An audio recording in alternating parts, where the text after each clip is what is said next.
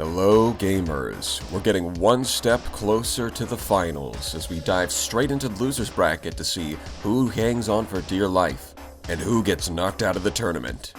This is the phase where creativity goes to die. All the cool fleets you can say goodbye to because my money is on the Anubis fleets. But first up, let's look at our remaining contestants. We've got Idiopathic, GAMERKILL, Chumbosity, David Creed, PixiCode, Leadhead, Big Brain Energy, and Tranquility. Over in the losers bracket, we have your sponsor, Kuba K, Random Billy, Mudsson, Ubernoob, SCC, Yoran92, Downfall, Myscellanea, AlienSpaceKappa, IronCladLion, Grievous69, Francis, Arthr, Ymfah, and YukiMonsai. And first up, we have your sponsor versus Kuba K. While your sponsor has some very interesting builds, like the Paragon you're seeing right now, this matchup does not look good for him. He's relying a lot on Grendels and Centurions as the bulk of his fleet, whereas opponent has a lot of Anubises. My money's on the Anubises.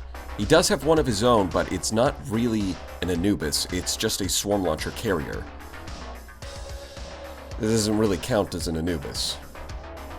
The Fulgent could do a little bit of work, but I doubt that's going to make much of a difference when there's just one of them. On the other hand, Kuba K coming in with a highly refined safety override build, double chain gun with triple paladins for anti-shield damage, supported by a single Aurora, 2 monitors, and 4 afflictors.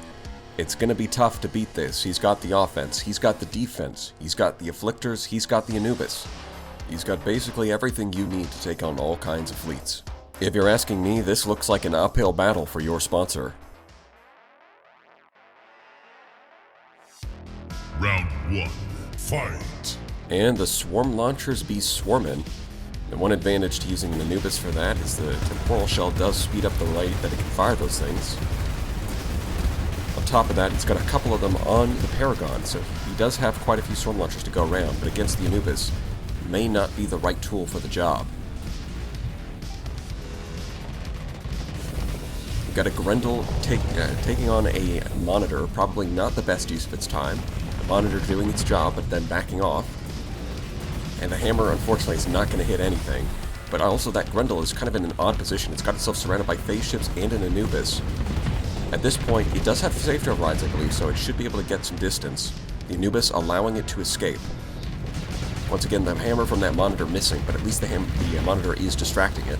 Meanwhile, the afflictors seem to be killing a Centurion purely with that light needler damage. And that's the unfortunate issue with frigates relying more on hull and armor. Once they run out of their damper field charges, they don't really have a lot of resistance, and all that kinetic damage overwhelms their shields very easily. The Aurora being able to outmaneuver the Paragon is very concerning for your sponsor, because if the Aurora can get behind it, then pretty much anything can outmaneuver it. Of course, his build doesn't rely too much on its frontal weapons. In fact, the frontal large slots are empty. But those Void Blasters only do soft flux damage, and he's up against a mostly high-tech enemy. There goes the Aurora, so that's not something to worry about, but unfortunately, here come the triple Anubises, with the triple Paladins, and the Paragon is gone. Yeah, you spell that Paragon with a capital G, with a capital gone, because it's dead. That was really fast. Those chain guns make quick work of the armor and hull of even a capital ship when they're boosted by temporal shell, and the triple paladins with high scatter amplifier make quick work of even the Paragon's mighty shields. Here you can see it at work. Yep, it just evaporates the enemy Anubis. And round 1 goes to Kuba K. Round 2, fight!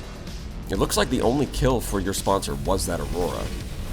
That does seem to be the weak link in Kuba K's fleet. Everything else is very difficult to kill, while also providing a lot of, well, aside from the monitors, the afflictors and the Anubises are difficult to kill and provide a lot of offensive pressure, while the monitors are purely just hard to kill. The Aurora is kind of an odd pick, or it's just kind of okay.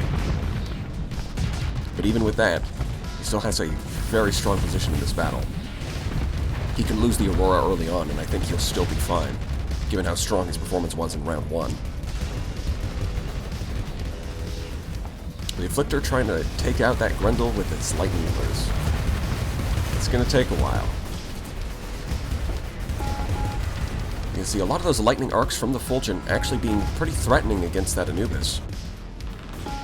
It's not able to quite close in the distance and start destroying and ripping it apart and tearing it into little pieces and throwing them away in the river. These things are like rabid dogs. You thought Paladins were just a point defense weapon, but when you give it high scatter amplifier, that hard flux damage that they do is very impressive. And very efficient as far as high-tech options go. It's about as efficient as some of kinetic weapons, even on the Anubis, with that doubled flux cost. And that Grendel is not long for this world. It's got a fraction of hull. It is just waiting for the Anubis to catch up, and yeah, there it is.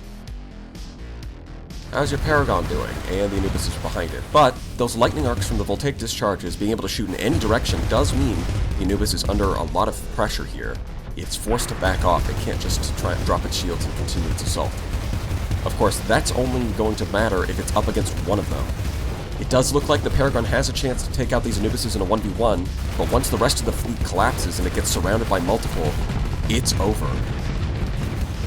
It does not take too long for these chain guns to rip it apart. And the shields are pointing, as the flux is too high, and there it goes. All that's left is the poor Grendel. Didn't stand a chance.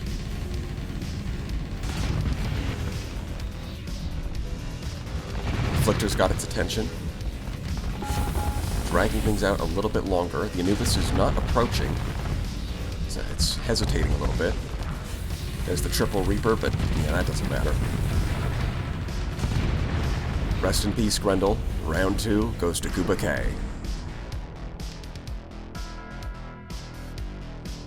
And that means Kuba K is sticking around in the tournament, and your sponsor has been eliminated. Up next, we've got Random Billy versus Mudsson. Now, Billy's fights tend to be a little bit longer since he has an Invictus as the centerpiece of his fleet. Loaded up with Stormleaders and Hephaestus assault guns, it should be able to take on any kind of threat. Supported by an Astral with flash bombers, a number of Anubises, and a Buffalo Mark II, there's a decent number of swarm launchers mixed in there as well to support the flash bombers. The Anubises, of course, very effective on their own, running safety overrides, so they're not the defensive kind, they're more of an offensive-oriented build, and a Buffalo Mark II. Gotta love that Buffalo swarm launcher. Couple of glimmers and a single Ludic Path kite, he's got a decent amount of frigates to support his larger ships. On the other hand, Mudsson is rolling up with a Legion as his main ship, pulling both the role of the low-tech armored ship like the Invictus, but at the same time, it's also got the flash bombers just like the Astral, doing a bit of a hybrid of both. He's bringing in one Grendel, a couple of Anubises with additional flash bombers, and some proximity charge lumpers for even more saturation of ordnance. A single Scintilla, because you can never have enough flash bombers. Supporting all of that, he's running a couple of Afflictors, an Omen, and a Monitor. Now both sides have Anubises, but Mudsson's are running targeting units, where Random Billy's is running safety overrides. So we'll have to see if the defensive-oriented build supporting the Legion will win against the more offensive ones working with the Invictus and the Astral. I don't know who's going to win this, but one way or the other, there's going to be a lot of flash bombers on the field. So I hope you're ready for a little bit of lag. Round 1, fight! The Buffalo right up at the front, getting its swarm launchers off and backing up, because it is made of tissue paper and will evaporate immediately if it makes contact with the enemy. Flash bombers coming in from the left, some of them going up through the center. A lot of flash bombers heading towards that Invictus, but it should be fine. It's got plenty of canister flak and plenty of armor. You can tank that hit, no problem. The Buffalo goes down immediately, just like I said. Apparently it decided to get caught by some flash bombers. Ooh, that second wave is doing a pretty decent hit on that Invictus. I don't think it's got its canister flak up. It might have even stripped off its armor already, and now it's engaging the Legion directly.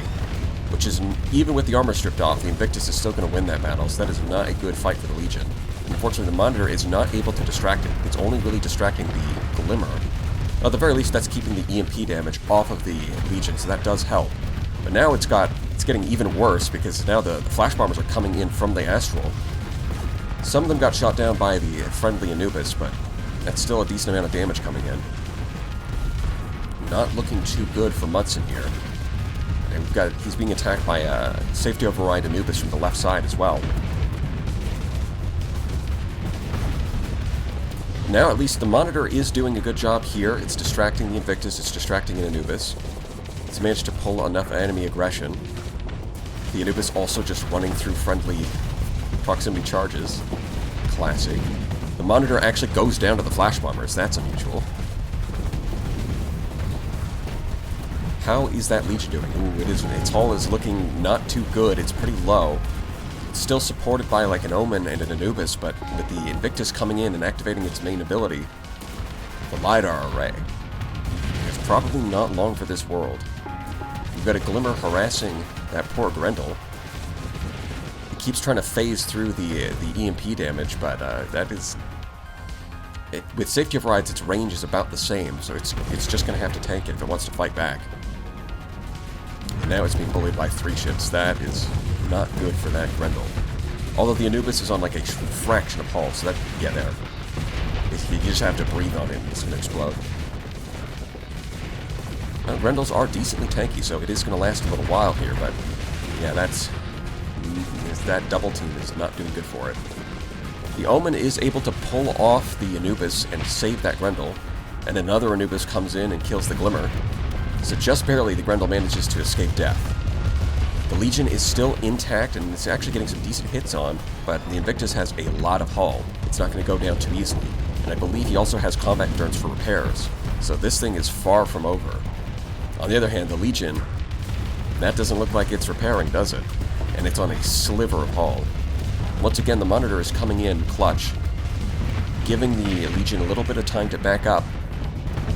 Unfortunately, it can't buy infinite time.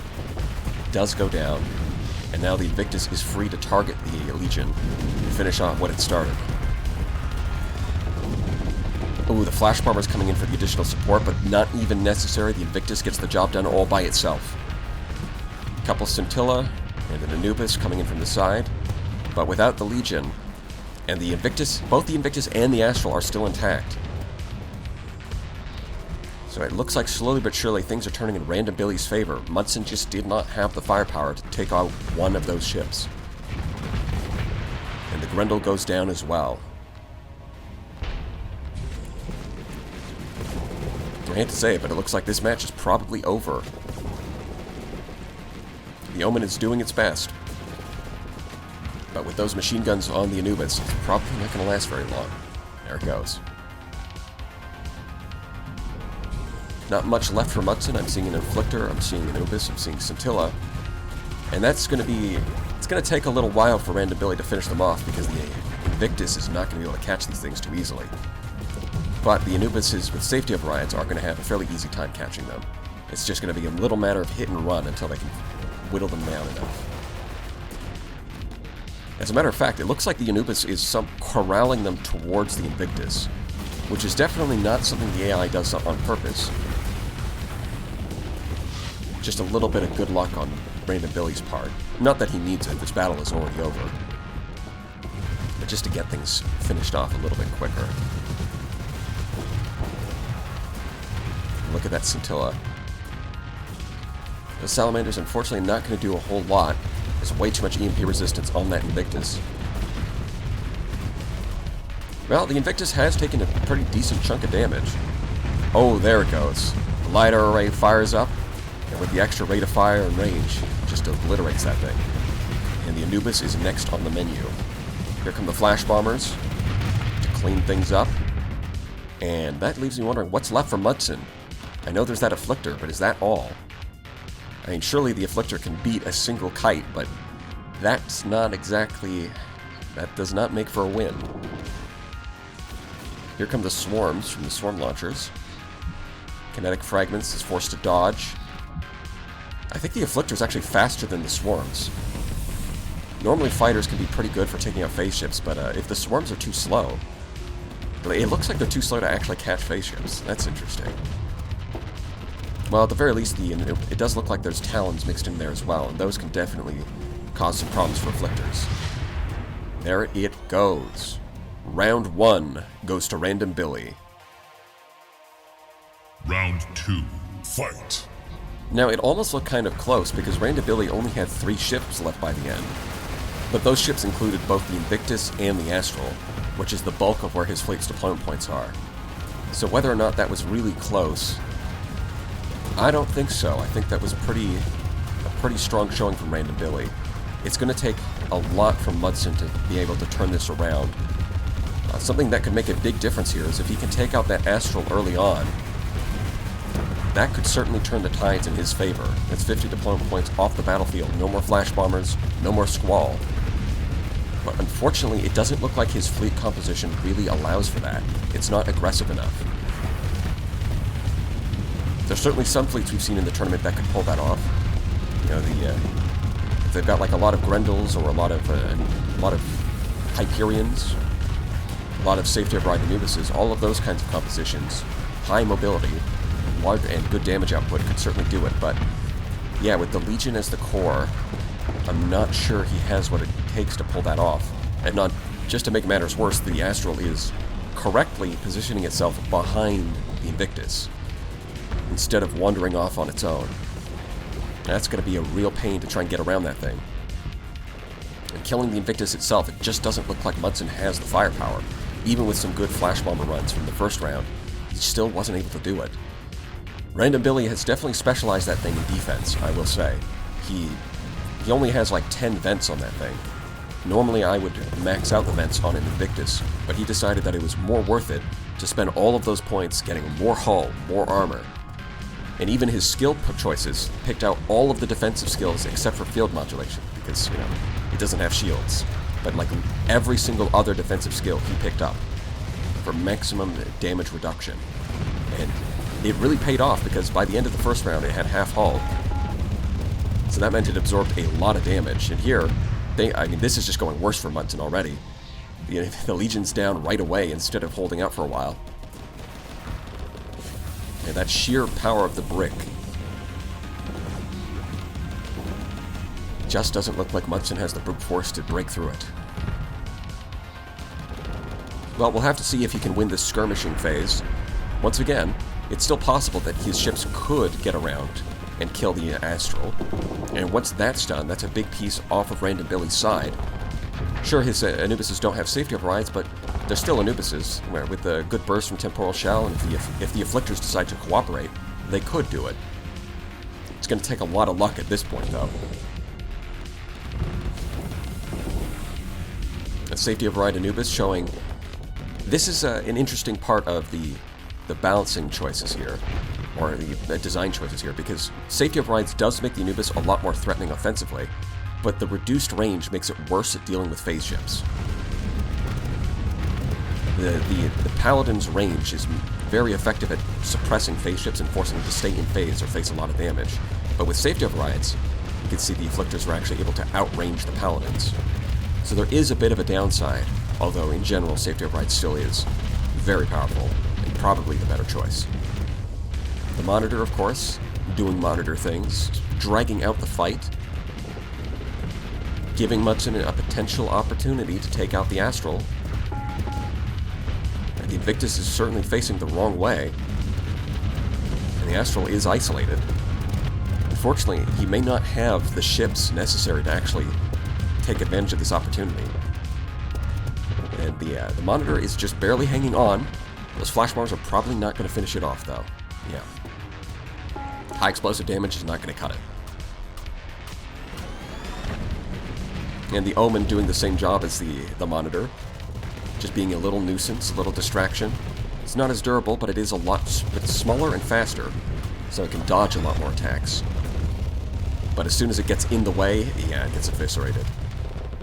The Astral hugging the back of that Invictus for dear life, like it can hear me. Like it knows that it's in danger, which is part of carrier behavior. They do have like an auto-escort behavior, where they stick to a ship of similar size or larger. Unless you give them other orders, or if they're a battle carrier, they might not. But in general, they do try to stick to another ship. Like the Scintilla that's constantly trying to stick to this Anubis. The only problem is that with Temporal Shell, sometimes the Anubis zips away, leaving the Scintilla to catch up.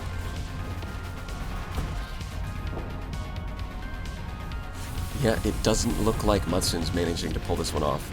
He might kill that Anubis, but I don't think he's going to be able to win this one. With both the... Like, he's had time to kill the Astral, and his ships just have not done it. At the very least, they do take that thing out. Go Gadget Afflictor.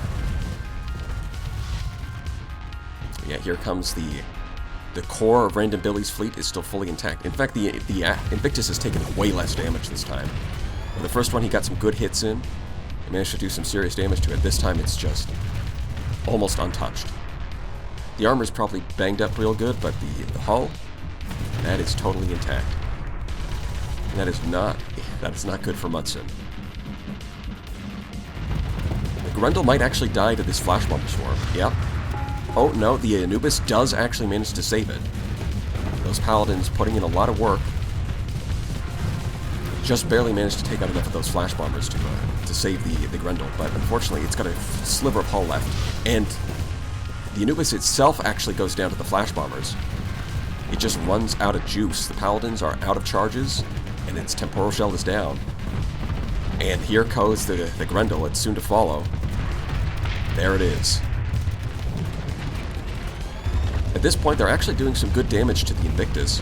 I guess they must have managed to take out all of Random Billy's supporting ships, because they are... Most of his DP is concentrated in this Invictus and Astral. So as long as Mudsson ships ignore them, they do have an advantage in those smaller skirmishes against Random Billy's supporting ships. But the question is, now that they've won those smaller skirmishes, can they actually leverage that into a victory? And if they keep focusing on the Invictus first, then I would say no. They've done good damage to the Invictus for sure, but as long as this Astral is sitting here, wiping out all of his Scintillas with Flash Bombers, then that is not good for Mudsson. Maybe if they'd gone around the Invictus, but yeah. You can't control the AI like that. Now, even if you are commanding your fleet and you are giving out orders, it can still be pretty finicky getting them to do that kind of maneuver. Flash Bombers take out another Afflictor. It's looking like all that's left is one Afflictor and one Monitor. And the Astral keeps launching out more swarms. Keeps launching more Flash Bomber attacks. The Storm Needlers on that Invictus mean it can actually break through that in Monitor. And that really doesn't leave much left for Mudsson. The Afflictor's going to try and stall out as long as possible, but its flux is maxed out, meaning that if it tries to go into phase space, it can't actually go fast enough to escape these swarm launchers. It can try to stall out as much as it likes, but this is over. Last-ditch effort, it's trying to vent. It does actually successfully vent. Resetting its hard flux gives it the extra speed that it needs to outrun those swarm launchers. Yeah, but it's looking for an angle of attack and just can't find it. There's too much crap in the way. Once again, its flux is maxed out. It's suffering from malfunctions. Its engines are going out. It's really just a matter of time. Invictus is suppressing it with its system. Here come the fighters. Its flux is maxed out, and there it goes. Round 2 goes to Random Billy. And that means Random Billy is sticking around in the tournament, while Mudsson is eliminated. Up next, we've got Ubernoob versus SCC. It's nice to see that both of these guys are rolling up with very simple fleets. We don't have 8 or 9 different designs, so we got 3. 6 Enforcers, 4 Grendels, 2 Eradicators, loaded up with safety overrides and shield shunts. Although I believe, yes, the Eradicators still have shields. It's just the Enforcers that have shield shunts. But they're all loaded up with safety overrides. On the other hand, SCC, a high-tech mirror to his opponent's low-tech assault, leading on with the Radiant, followed by 3 Anubises and 5 Medusas. A lot of converted hangars. I'm not sure that those are going to be super useful against the low-tech enemies, but he's got the heavy blasters to make up the difference. Round 1. Fight! Normally it's high-tech that plays the role of high mobility and short range, but with Ubernoob's fleet running safety overrides on everything, it's sort of a low-tech, high-tech kind of deal. They're playing a lot like the high-tech with their short range and high mobility, but running low-tech defenses and weapons. We'll have to see if that can beat the real deal.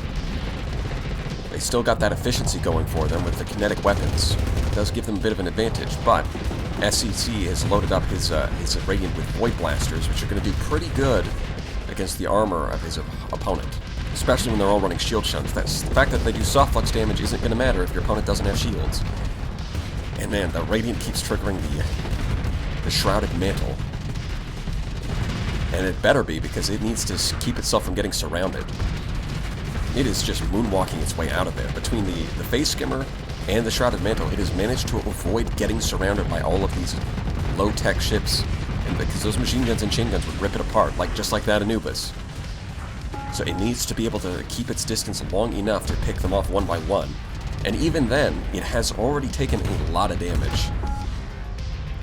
It's not looking too good for SEC, especially as the Radiant's getting distracted by the single Grendel that is just dodging out of the way.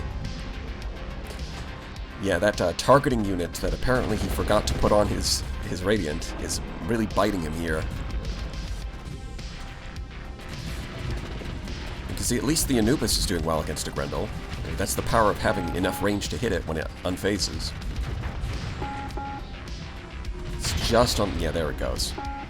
Yeah, it can actually hit them, whereas the Radiant doesn't quite have enough range for that. Yeah, all of them are going to start running out of peak performance because of that safety of rides. So if the fight drags on for too long, this can turn in FCC's favor.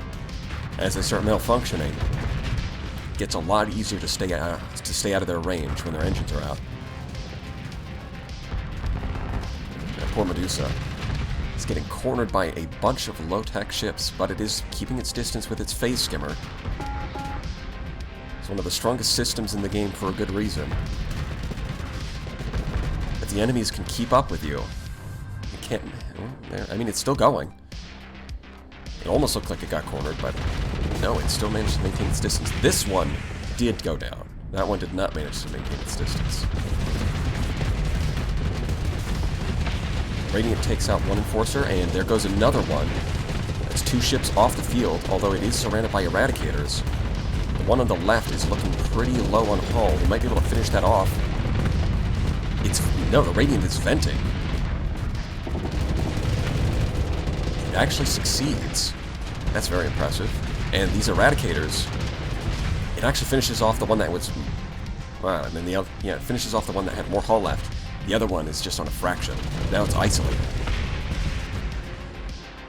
Wow, would you look at that? Things were looking a little rough at first for SEC, but things are coming around. Things are turning around, and that's really bad news if you're Ubernoob, because, as I said earlier, those safety overrides are draining their peak performance really quickly, so he needs to win early on, or at the very least he needs to get a decisive advantage early on, or else if the fight drags on too much, that is very strongly going to tip things in SEC's favor.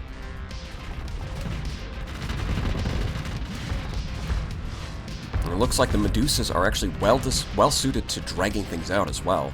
Those Phase Skimmers, even up against all these safety override ships, thanks to their Phase Skimmers, they manage to maintain their distance long enough that they can just, even though they do eventually get caught, they stall things out long enough. Yeah, look at that. It's getting cornered by the Grendels, but it's already done its job. It's kept the enemies from surrounding, right, the Radiant.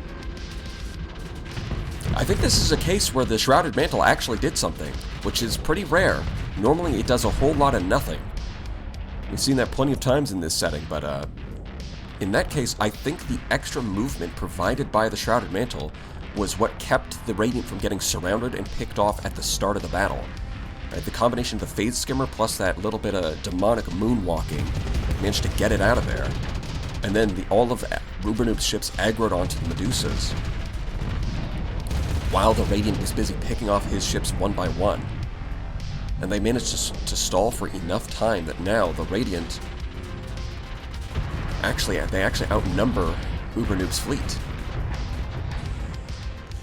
A couple of Grendels are all that's left.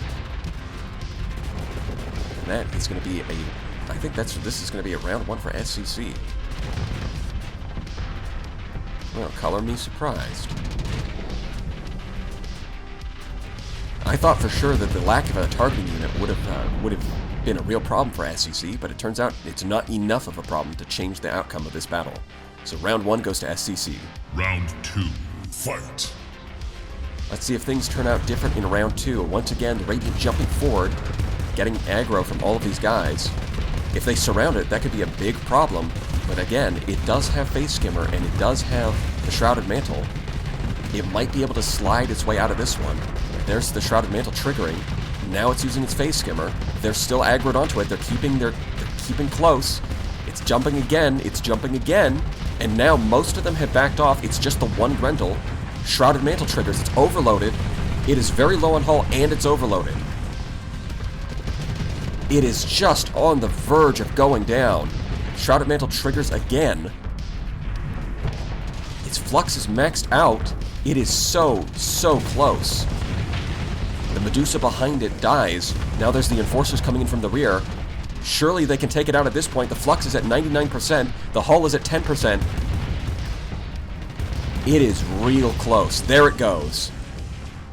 Finally goes down. Yeah, I have to say, I think this is the first time I've seen Shrouded Mantle do a lot of work. It managed to survive a lot longer than it would have without it. Well, it's good to know that it's not completely useless.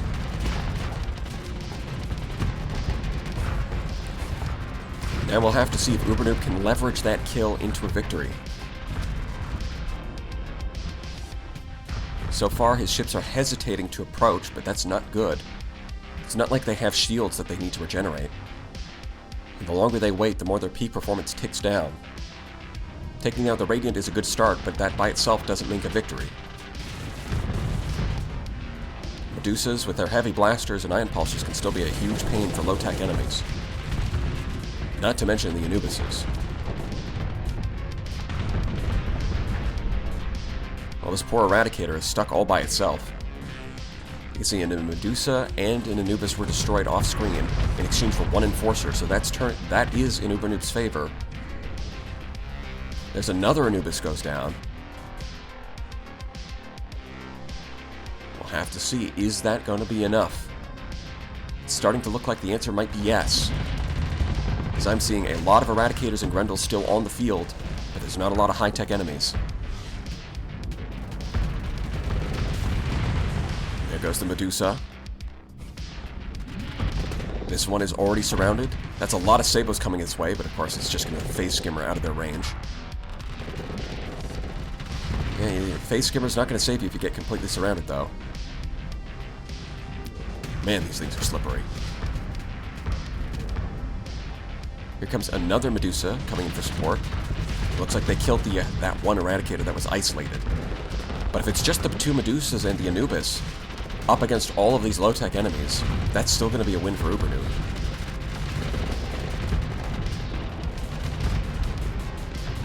Although this Anubis doesn't have safety overrides, meaning that it still has the full range on those Paladins, making it much more effective against phase ships and shield-shunted Enforcers.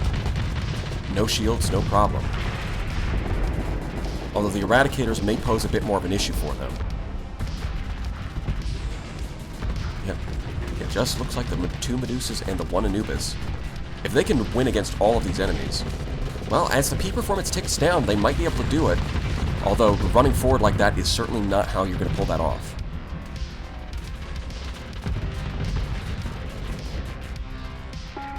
Thunder's getting a little bit of extra chip damage in. His Talons get immediately evaporated by the Paladins. It looks like the Anubis is really playing smart. While they aren't having malfunctions yet, those safety overrides mean that their stats are ticking down. The buffs you get from combat endurance are going down, so they're going to get slower over time, and they're going to get less damage over time. It might be that they don't have enough combat readiness to keep up. Their speed has degraded too much. Because it's just these two Medusas and this one Anubis have gone from being evaporated at the start of the battle to now they're kiting for a seemingly endless period of time. They're continuing to hold on. SCC might actually be able to turn this around. Things were looking rough, especially when the Radiant got picked off early on. We're seeing, yep, we're starting to see malfunctions on Ubernoob's ships. Their engines are flaming out. They're under 40% combat readiness. So even though he still has the numbers advantage, that is not looking good for him. Are we going to see safety overrides come to bite him in the ass? The peak perform... Oh, they might. It looks like they're going to catch the Anubis. No, it actually manages to slip away as the Medusa comes in and pressures the Eradicator. They almost managed to finish off that Anubis, but couldn't quite pull it off. And it looks like the Grendels are hesitating too much to approach, which is a real problem when the safety overrides are starting... Yep, they're having their malfunctions. It's getting worse. If SCC manages to turn this around, that's going to be very surprising. All right, that thing, it looks like it's out of combat readiness. It's not even phasing anymore. It's just going to get taken out from... It can't even get in range. It's going to get kited to death by the Medusa. Not how I expected things to go, that's for sure. Yeah, it looks like they can't even phase anymore. That's what happens when you run into combat readiness. You can't use your systems or your defenses. Top of malfunctions, it is a death sentence for a ship. This one still has a little bit of juice left, but now it's alone. It's not going to be enough. The Medusa has no problem keeping its distance. It just used its phase skimmer to get out of there. Switching in with the fresh Medusa. Wow, that is surprising. Oh, it looks like the Anubis is also running out of combat readiness now. That must have been a very long battle. Because the Anubis is also flaming out now. Everybody's running out of combat readiness at this point. There's no way Ubernoob comes back from this, right? That would be even more surprising if he could somehow... Like, if the Anubis dies here... Okay, no. Round 2 goes to SCC. And that means SCC is holding on in the tournament, while Ubernoob is eliminated. Up next, we've got Yoran 92 versus Downfall.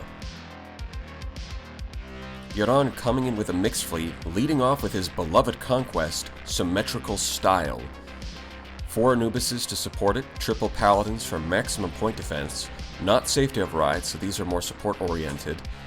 The 1 Sunder with safety overrides is a throwback to the first season of Brawl King, 2 Afflictors, because Afflictors, and 4 Omens, because Omens. Pretty straightforward.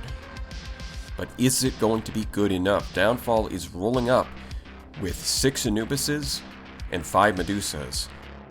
There's a lot of safety overrides in that fleet, and that's a lot of offensive pressure that he has. High mobility, high pressure, exactly what you don't want to see if you're rolling in with a conquest, which means things are looking pretty rough for Yoran.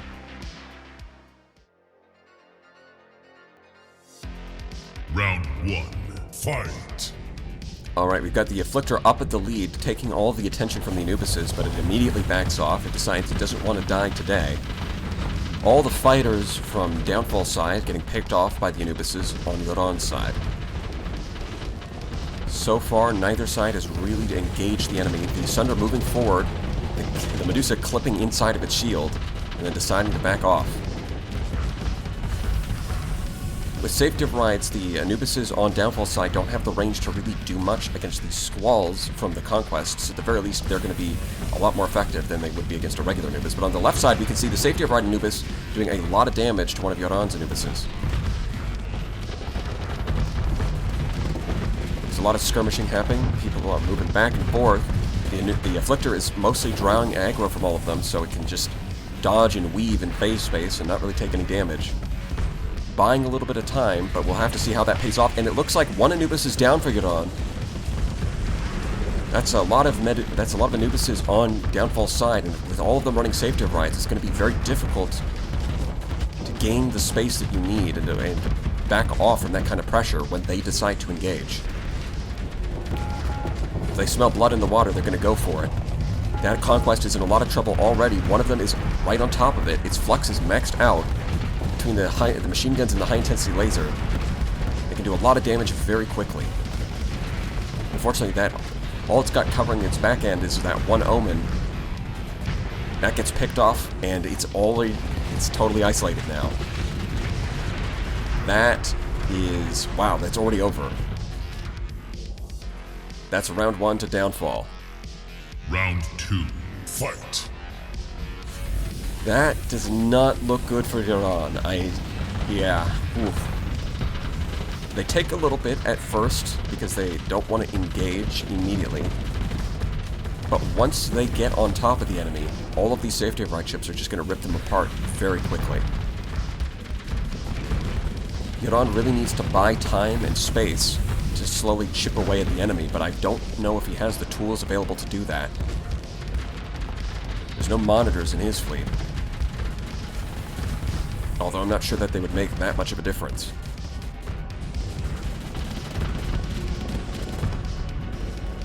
Once again, the beginning of the fight, not too much is happening, but once 1 or 2 ships fall, like this Anubis right here, then that gives Downfall the edge that his ships need to feel more confident in charging forward. Once they have the numerical advantage. And once they start gaining that confidence and they start charging forward, the damage starts pouring in. One after another, the dominoes fall until the Conquest is completely isolated. It's trying its best to fend off that one Anubis, but that's not going to matter because it's only got one teammate covering its rear. And now that it's gone, it's going to be surrounded once again. It does manage to overload one of the Anubises that are attacking it, but that by itself isn't going to make much of a difference because it's already gone. The Sunder is trying its best. It might actually score a kill here. It's pretty close. Nope, the Anubis does not allow it to score a kill. All that's left is that poor Afflictor. And round 2 goes to Downfall. A flawless victory. And that means Downfall is sticking around in the tournament, while Iran 92 is eliminated. Up next, we've got Myscellanea versus AlienSpaceKappa. And once again, we get the privilege of seeing Myscellanea's 6-monitor fleet. That's a lot of defensive power, supported by 3 Auroras with safety overrides, 1 Grendel, and 2 Anubises. That's a lot of safety override cruisers, but will it be enough? 6 monitors provide some solid defense and distractions for his cruisers to slip away. But hey, his Anubises have double Giga Cannons, so that's gotta count for something. On the other hand, AlienSpaceKappa rolling in with one of my favorite Paragon builds. I like the use of heavy mass drivers and kinetic fragments a lot. He's supporting it with a number of Anubises, a mix of defensive ones with targeting units, and 1 shrouded one with safety overrides for more offensive pressure. Supporting that, he's got 3 Afflictors with light needlers. It's a lot of kinetic damage, gonna rip right through shields. 2 Lumens with burst lasers, sort of like a mini Anubis in a sense. And 1 Lumen with some neutron torpedoes. Those things pack a punch.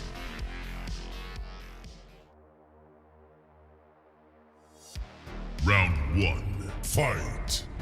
And right off the bat, the Anubis is moving forward with their safety overrides and temporal shells, but immediately backing off as soon as there's any pressure on them, giving them a perfect opportunity to soak up some damage and recharge their shields. Aurora is under the debuff from an Afflictor, and it's taking hits from Paragon, but the monitors are right there to distract it and give it some space to back off and reset its shields. Man, I love the look of those burst lasers on those Lumens. With the extra range from advanced optics and elite point defense, they can reach pretty far for a frigate. And they really are just like a mini Anubis, providing extra point defense and also they're also pretty decent against like phase ships. For a fairly low deployment point cost, I do like them. It looks like the Afflictors combined with the Anubis is more than enough to easily rip apart that monitor, which is trouble for Myscellanea, because if he doesn't have the monitors, then there's nothing to really soak up pressure and let his cruisers back off. We'll have to see if AlienSpaceKappa can keep that kind of pressure up, and I can see on the left side, it does look like another monitor is being targeted by an Afflictor. It looks like he does get destroyed in the top left. Aurora goes down to one of the Anubises, and one of Myscellanea's Anubises is fighting an Afflictor, which it looks like it's the safety override variant, so it doesn't have the range to actually pressure it. Meaning that these afflictors with their light needlers can actually outrange the Anubis, which is not good for those high-tech shields. Looks like the Paragon is basically under no pressure this entire time, although it's not fast enough to catch anything either.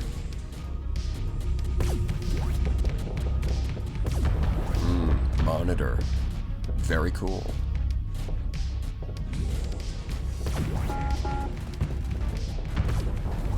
It is distracting all these ships, but I don't know if that's going to matter. Yeah, with Temporal Shell, it's able to boost itself, and they're able to rip it apart.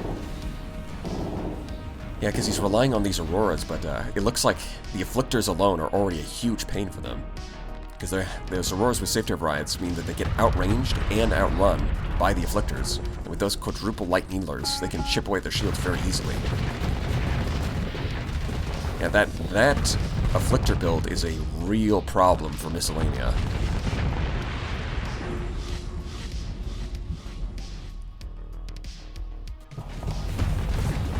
Yeah, that is not good. Sure, the Afflictors might have a bit of trouble killing the Auroras by themselves, but they do set up for a very easy kill from AlienSpaceKappa's other ships.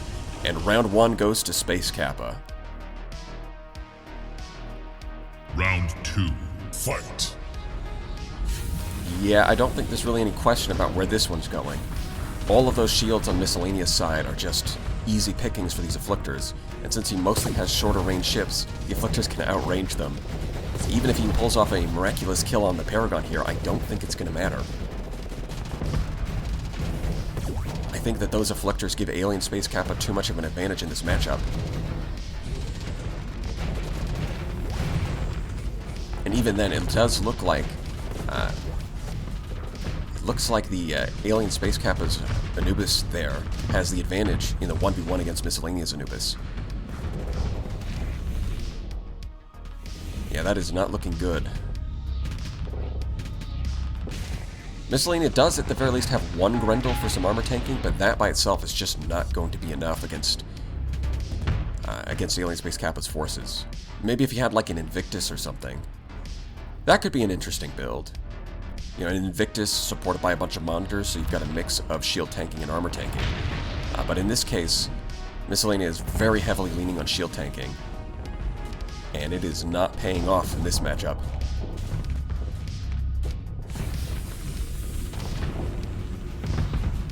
Anubis goes in, but it's just not able to catch that Afflictor. And it gets picked off by the enemy Anubis. And the monitor's shortly going to follow. And it doesn't leave much left for Myscellanea. There goes another monitor, and round 2 goes to AlienSpaceKappa. And that means AlienSpaceKappa holds on in the tournament, while Myscellanea is eliminated. Up next, we've got IronCladLion versus Grievous69. Now, this has the potential to be one of the more interesting matchups in this tournament. I'm mostly curious about the double Onslaught versus the Invictus. A couple of low-tech battleships with shield shunt up against a low-tech Dreadnought. On top of that, the Paladins on these Anubises are going to play a particularly important role, because the purpose here is to protect those shield-shunted Onslaughts from missiles. And Grievous69 has a Pegasus with 4 Dragonfires. So that can be very deadly to those Onslaughts, but if the Anubises are able to reliably shoot down those Dragonfires, then that can swing things in IronCladLion's favor. So we've got 2 axes that I think are very interesting here. The battleships versus the Dreadnought, and the Anubises versus the Pegasus. And I think that's going to be the core of this matchup, because that is what the Anubis was designed for. It was designed to act as an escort cruiser with Paladins to support larger ships and protect them from missiles. If they can pull them off, that's going to be telling us a lot about how we should build our ships moving forward. But we'll just have to see how it pans out in real combat. Round 1, fight. So we've already got the Anubises at the flanks and the Onslaughts in the center. That's a pretty solid formation. They're drawing aggro from the Fulgent. You can see some Dragonfires are starting to hit the air. There's not really any Anubises nearby, although they did manage to kill the Fulgent. Most of the Dragonfires did get shot down by the Onslaught's own point defense. One of them did manage to strip off some of that armor on the front. Without any shields, they don't have the best defenses against these Dragonfires. And soft flux damage can be easily dealt with if they had Omni Shields, but he's favoring shield shunts for that extra offensive power and armor. The Anubises aren't really helping it. It's getting a lot of Dragonfires in on that onslaught. That could be a problem for IronCladLion. Without the ability to assign escort orders, they do tend to wander off a little bit, although that may be a blessing in disguise in some ways because the Anubises are killing a lot of Grievous's supporting ships. They are winning those 1v1s against the Fulgents and the Omens. And if you can keep doing that, then it's going to be very easy to surround and pick off the Invictus. But here we can see the Invictus is just beating down on that onslaught, and there it goes. Rather than the Dragonfires, it's the Invictus that scores the first kill.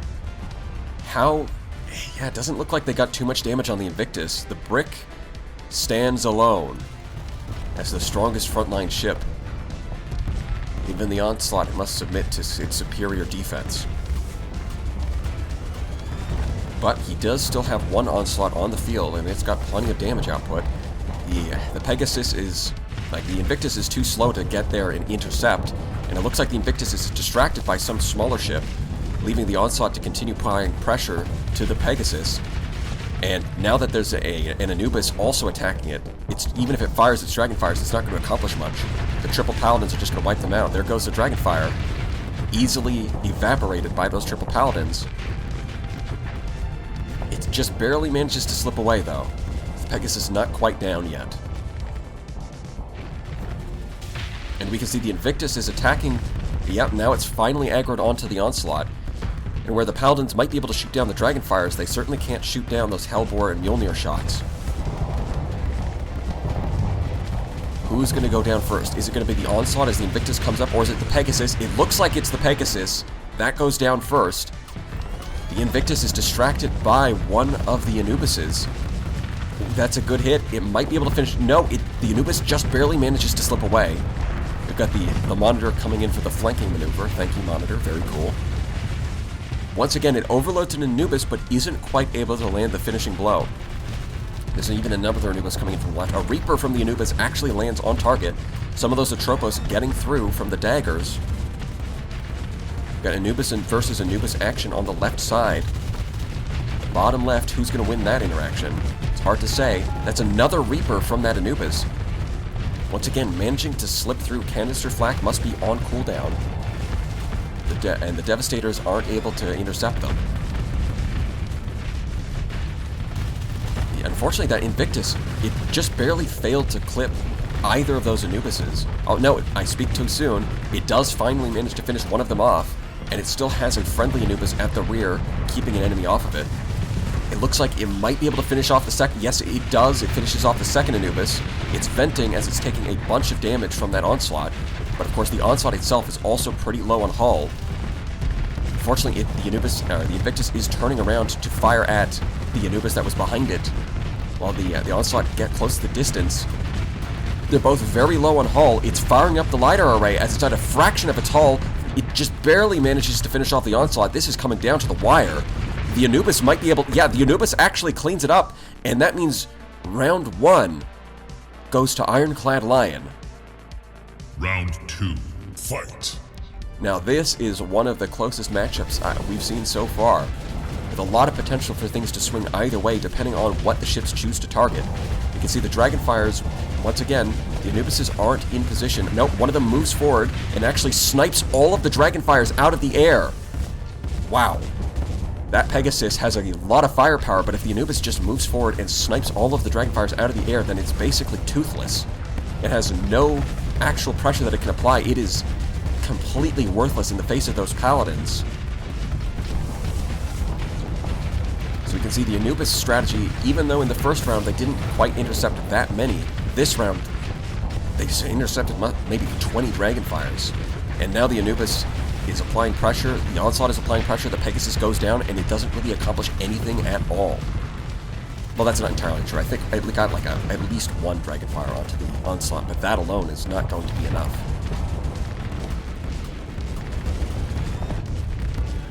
Unfortunately for Grievous, the Invictus is not really doing a whole lot here. trying to target one of those Anubises right at the edge of its range, but it just slips away. And now it's got to deal with 2 Onslaughts that are in very good condition.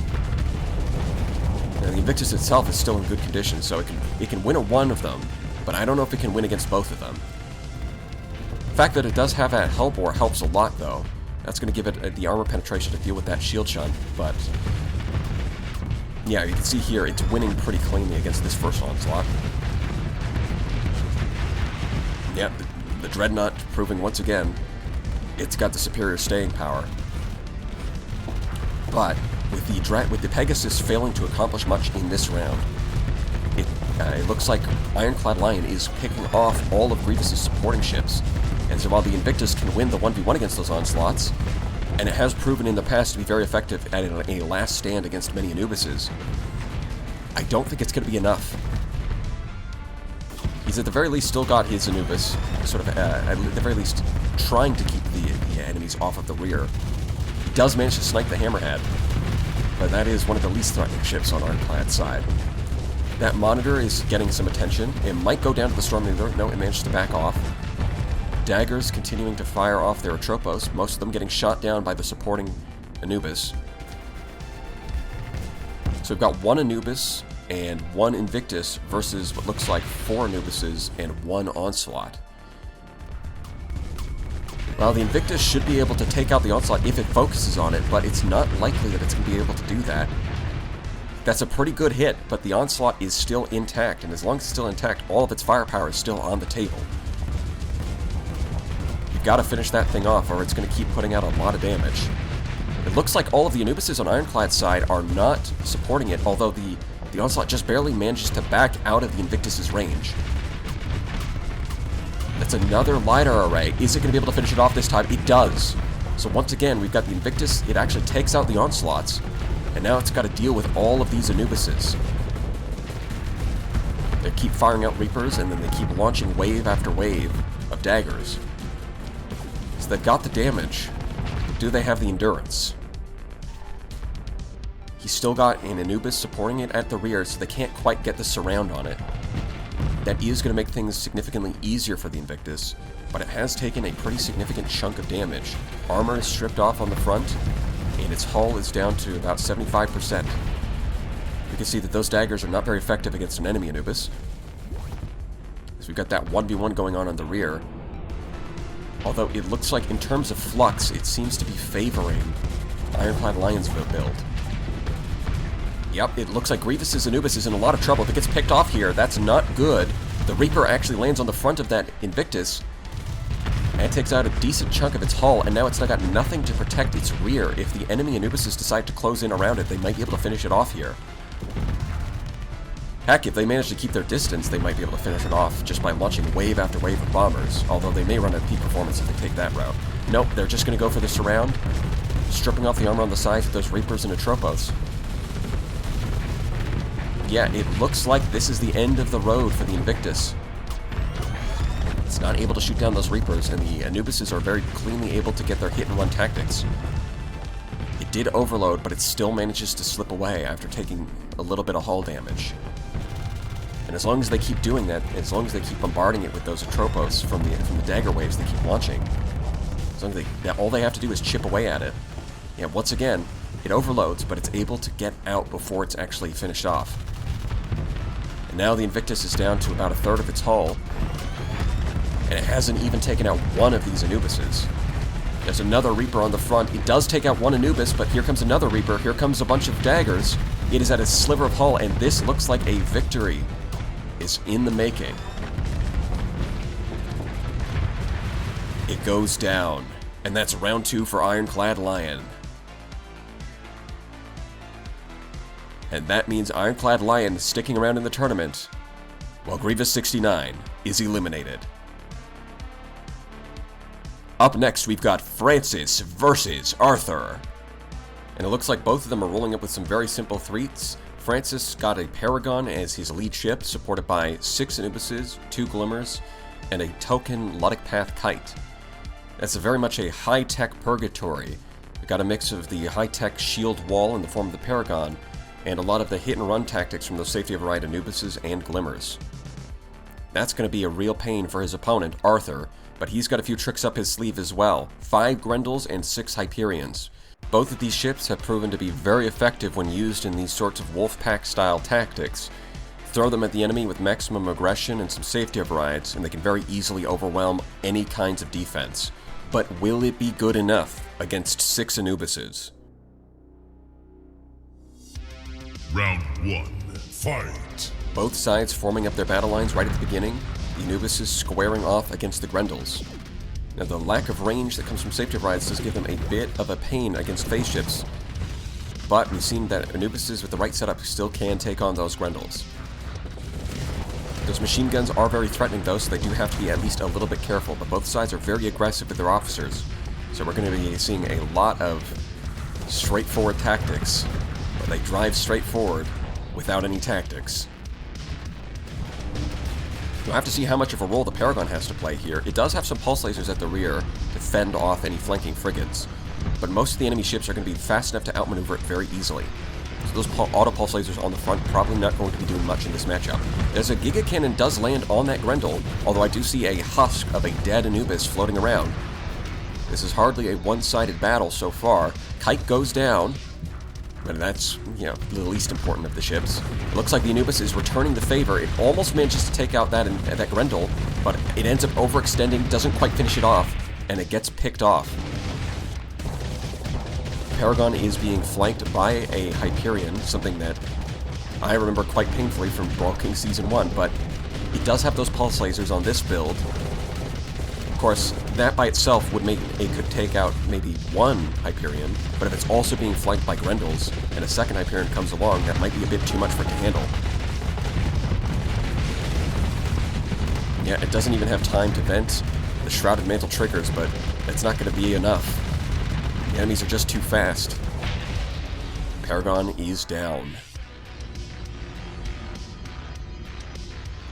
The Anubises seem to have won whatever skirmish they were in down in the bottom right. Now they're chasing down those Grendels with their fighters. It looks like, for the most part, the Grendels are all intact. This is not looking good for Francis. That Glimmer is not going to win against... Nope, yeah, it's not going to win against Hyperion. It's just the same thing, but bigger. More or less. The Anubises might do good at picking off those Hyperions, but at this point, I don't know if there's enough of them left to pull out a victory here. Especially with all of those points tied up in that one ship, the Paragon. The fact that it got picked off without doing a whole lot is not looking too good. The Anubis spinning out a little bit. It's trying to take some distance, but against all these safety override ships, it's not going to be good enough.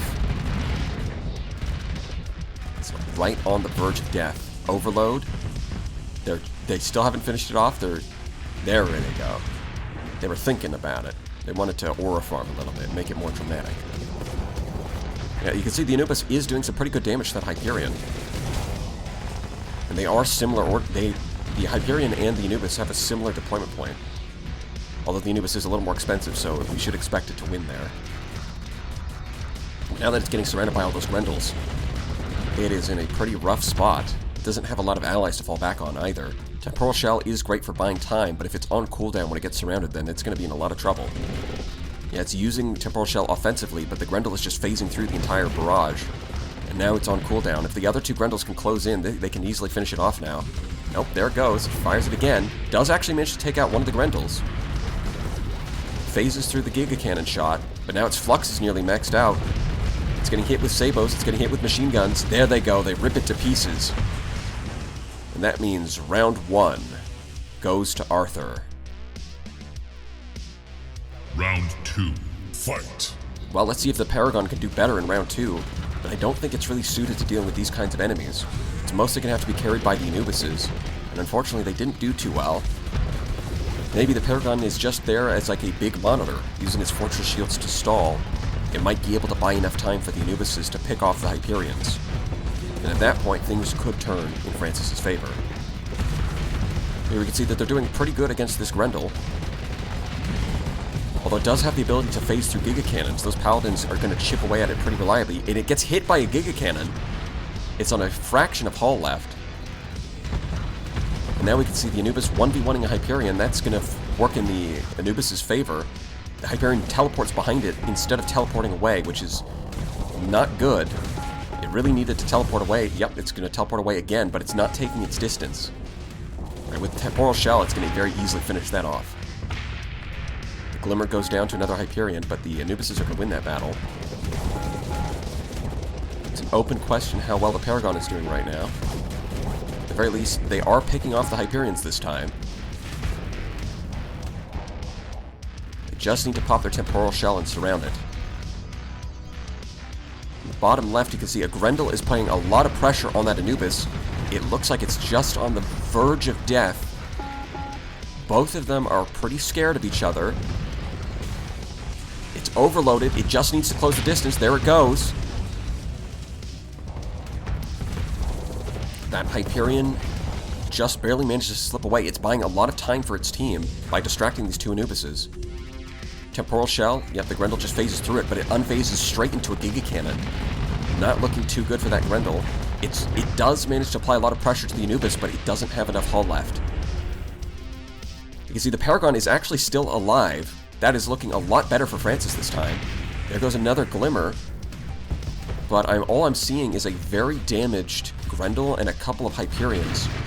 Yeah, the Grendel unphases in front of the Paragon and gets eviscerated. And these Hyperions are not going to do too well against these Anubises. As we've already seen, especially if it gets itself surrounded like that. And they do have the ability to rip those things apart.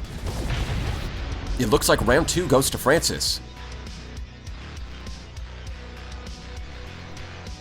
Final round. Fight! Well, I'm not exactly sure what went differently there, but it looks like the Paragon managed to survive, hardly taking any damage. So perhaps that is the key. Just the Paragon just needs to not die. You see the Grendel is already getting itself in a little bit of trouble taking on that Anubis and a Glimmer. It's eating those hammers. I'm not really sure what the Paragon is contributing though, because most of its weapons are going to struggle to hit these targets. Grendels can phase through it, and Hyperions are just very small and very agile. At the very least, the Tachyon Lances can provide some pressure. They did actually manage to sneak in a little bit of EMP damage and flame out those engines, which almost gives it the opportunity. No, it actually does finish it off. It managed to buy enough time to do enough damage and finish off that one Hyperion. Although the Paragon is going to get left behind in all these skirmishes. It's a little too slow to catch up. Luckily for Francis, the Anubis is more than capable of handling itself. And they're doing a lot of damage to that Grendel, but it might be able to slip away here. Nope, the Anubis doesn't let it. It pops Temporal Shell, gets back around it. It is sticking to it like glue. And it does manage to finish it off with a Giga Cannon square to the jaw. And unfortunately, this Grendel is failing to finish off that Glimmer.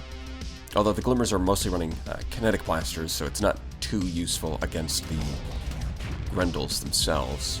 More useful against the Hyperions, but that's still a matchup that they're going to lose. They're mostly there as a distraction for this matchup.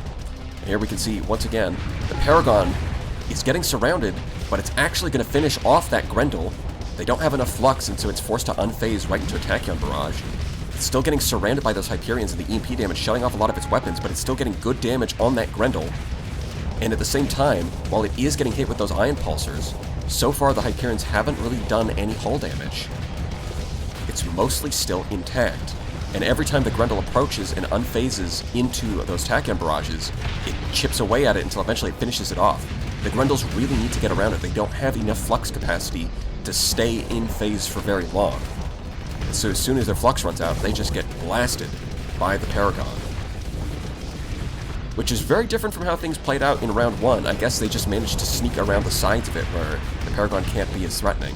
But in these rounds, they didn't manage to do that, and it looks like it pays off for Francis because round 3 goes to Francis. And that means Francis is sticking around in the tournament while Arthr is eliminated. Up next, we've got Ymfah versus YukiMonsai. Ymfah rolling up with his heretical fleet using a Tool of Lud, a Ludic Path Prometheus, but with Abyssal Glare. Very demonic. He's got a mix of different kinds of Grendels, some phase anchor ones loaded up with hyper-velocity drivers, and some safety override ones with chain guns and machine guns, for a bit of mix of long range and close range. On top of that, he's got some Anubis of his own. No Paladins on this one, just going for safety overrides and the chain gun. Fulgent with Rift Lightning, taking advantage of Energy Bolt Cohere to boost their range. Fulgent with some Breach missiles and some... it's very anti-armor focused on that one. The Scarab, this guy with the Shrouded Thunderhead trying to trigger bit the Mining Laser. And of course the one Centurion with the 4 tactical lasers. On the other hand, YukiMonsai rolling up with 4 Omens, with a pretty standard build, Antimatter Reaper. A single Tempest with the double Phase Lance and the Neutron Torpedo. One of the better builds in my opinion. A couple of Harbingers, definitely a bit weird with the single Harpoon on the right side, but that triple Phase Lance build is very threatening. A lot of damage there. Safety override Medusas with some Talons in the converted hangars, and a very odd looking Radiant. We'll have to see how this pans out. Round 1. Fight! Alright, we've got the Anubis way up ahead of everybody else on the left side. It's getting targeted by the Radiant, but it does manage to back off. We've got the Harbingers floating around. Those can be very dangerous. A lot of damage in those things, but they're also very vulnerable. Bit of a glass cannon in a sense. The Radiant is jumping forward, immediately applying pressure to Ymfah's team, although it is getting hit by those hypervelocity drivers. The Fulgent overloads. Will it actually be able to finish it off, or will the enemy apply... Nope, the Harpoons do manage to come out and finish it off. Harpoons are a pretty rare choice on a Radiant. You don't usually see those, but in this case, it actually managed to finish off that Fulgent, so they definitely paid off here. You see the Tempest using its Phase Lances to get some damage in. Grendel still has plenty of flux though, so it can easily back off if it needs to. Meanwhile, the Radiant is stuck chasing it down. Over here, we've got a Grendel 1v1ing a Medusa. It really depends on how good the build is. It might be able to just kite this... might just be able to kite the Grendel for a long period of time. Scarab looks like it actually killed something. Huh. I wonder how effective that Shrouded Thunderhead is. I'd like to see some detailed combat results on that. Triggering it with the mining lasers is definitely an interesting strategy, but you'd have to crunch the numbers to see if that's actually a good idea. Well, in any case, it looks like we've got the Prometheus is still alive, so that's something. Both sides' capital ships are still alive. That's a Medusa down. It's kind of hard to tell who really has the upper hand here. Harbinger is going in for a... No, it maneuvers a little bit, but it doesn't actually get any attacks in. Yeah, Medusa is probably going to be in trouble if it tries to 1v1 that Anubis, but if the Harbinger can come in, it can definitely make a difference here. Even if it's just distracting it a little bit with its Quantum Disruptor. Although it looks like... No, the Harbinger is really keeping its distance. Maybe it's scared of the fighters. Oh, it looks like the double Giga Cannon shot right into that Prometheus. With double the deployment points, the Radiant is certainly going to be favored in that matchup, but it does look like it scores an overload, and the Prometheus manages to back off as the other ships buy it some distance. Now the Radiant is getting surrounded by a lot of Grendels. That can definitely be a problem for it. Now the Prometheus is getting a bit of a flanking maneuver here. The Medusa on the right side is distracting those Grendels though, taking a lot of pressure off the Radiant. It gets a double Giga Cannon shot, but doesn't actually finish off of that Grendel. The Medusa overloads, but it manages to slip away. Once again, it's getting surrounded, but it still has that Medusa, at the very least, keeping that one Grendel from getting a flanking maneuver. Meanwhile, the Radiant is chasing down another Grendel off-screen. Looks like it's going to turn around just as that safety override Grendel comes in for a flanking maneuver. It drops its shield, it's taking a lot of damage from those chain guns. The Shrouded Mantle triggers, and it kind of slides right into the Grendel. Very, very awkward looking. And now the Prometheus gets in front of it. It looks like it flamed out. It's just kind of spinning away. Might actually be able to get out of there. Yeah, it's only got like 25% hull, but it does manage to get out of there. On the other hand, this Grendel looks like it's in a lot of trouble. Flux is maxed out. Hull is gone. It's just going to take one more shot. there it is. They did some good damage to that Radiant, but I don't know if it's going to be enough. Safety Override Harbinger, it just uses its Quantum Disruptor to turn off the Temporal Shell, so the Anubis isn't able to chase it effectively. See a lot of zapping coming up from the Shrouded Thunderhead as that Scarab tries to 1v1 the Medusa. Although it does look like the Medusa is still going to win this one. The double Giga Cannon shot just barely skims by it, but it doesn't look like it matters. In the end, it does go down. Yeah, the Prometheus died off-screen. The Harbinger is still intact. Grendels are closing in. It looks like this is favoring YukiMonsai. Oof, those hypervelocity drivers can do a lot of damage to that high-tech Medusa, though. But it does manage to slip away as the Radiant pushes forward. Harbinger getting some Phase Lance shots in. The Grendel manages to vent and actually completes its vent, even though the Radiant is right there. It just doesn't quite have enough DPS because it's relying on double Giga Cannon and Paladin. So as long as the Giga Cannons are on cooldown when it decides to vent, it can probably survive, although in the long term, the Radiant's still going to win because it doesn't look like Ymfah has enough ships on the field to actually do anything here. Yep, there's the double Giga Cannon shot. It's trying to slip away, but it just doesn't have the flux. It's going to vent to... Once again, it does get hit by another double Giga Cannon, but it just barely survives.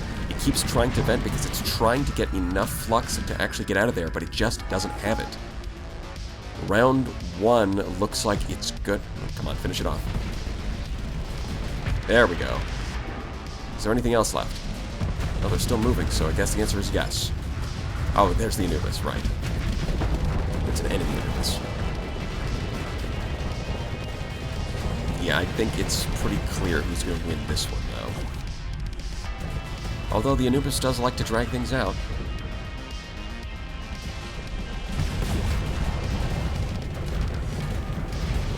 Might be able to kill this Medusa. Yes, it does, actually. It managed to score a kill on the way out, refusing to go down without a fight.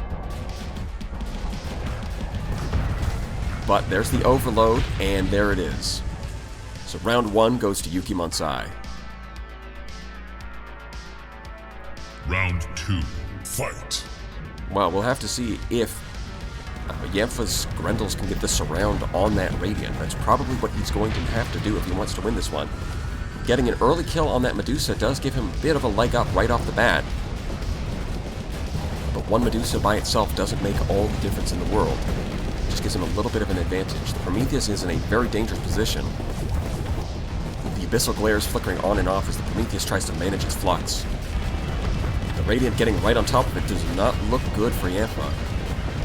It's pretty durable for 30 deployment points, but against a Radiant... No, it actually manages to back off. The Radiant decides that it's not going to apply continuous pressure there. Must be the flanking Anubis that's getting its attention. But of course, the Anubis is just going to use Temporal Shell and run away. So it did a great job. It saved the Prometheus from that Radiant, and then managed to slip away unharmed. It's a lot of Fulgence. They do have a pretty good weaponry for dealing with, at least some of them, have pretty good weaponry for dealing with frigates. Those pulse lasers are, like, they have the accuracy and decent hit strength, and enough DPS to get through shields. They can be pretty good at dealing with frigates. So we'll have to see if they can chip away at those omens and slowly shift things in Ymfah's favor. Meanwhile, the Harbingers are playing very defensively, hesitating quite a lot to go in.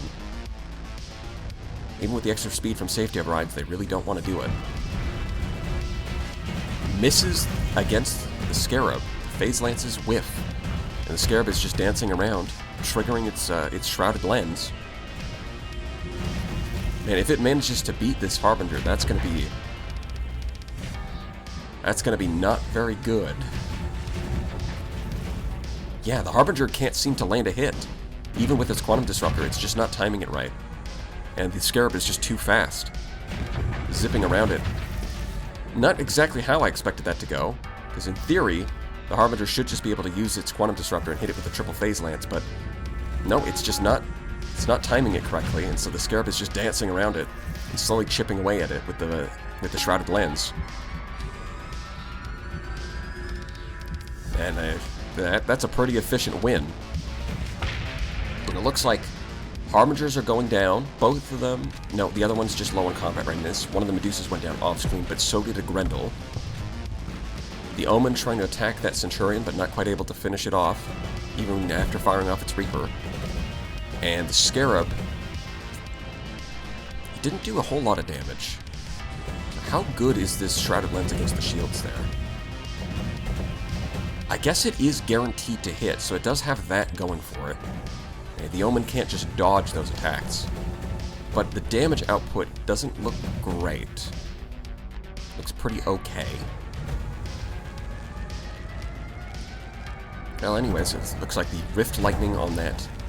The Fulgent with the Rift Lightning is still around, and those things are very difficult to dodge, so they're still pretty threatening to that Harbinger. And it looks like the Prometheus is still on the field, and at the same time, the Radiant is in a lot of trouble. It's getting surrounded by a number of enemies, and it's very low on hull. Double Fulgent and the Anubis apparently applying a lot of pressure here, and it just doesn't have the DPS to scare them away. It decides to move forward, even though it is very, very low on hull. I guess it decides because it's got Flux, it's going to try and press its advantage, but no, it's just not able to. The Harpoon Volley doesn't really achieve much. Things are looking pretty bad for YukiMonsai here. Ooh, that is a really bad face skipper. It just moved itself right in the middle of them. Shrouded Mantle triggers, but that's not going to be enough. It goes down. The Prometheus is still on the field. I think Ymfah might actually take round 2. What is left for YukiMonsai? There's at least one Medusa on a fraction of hull, but is there anything else? Yeah, there's an Omen and a Harbinger, but the Omen is going to win against that Centurion, but that's just a simple 1v1. I don't know if they're going to be able to stand up against that Prometheus, because it looks like it's still pretty much intact. The Rift Lightning's very threatening, because it's very difficult for the Harbinger to use its phase to just dodge that. Yep, this Medusa has only got a fraction of hull left, even though it is very mobile. All it takes is one mistake, and it's done for.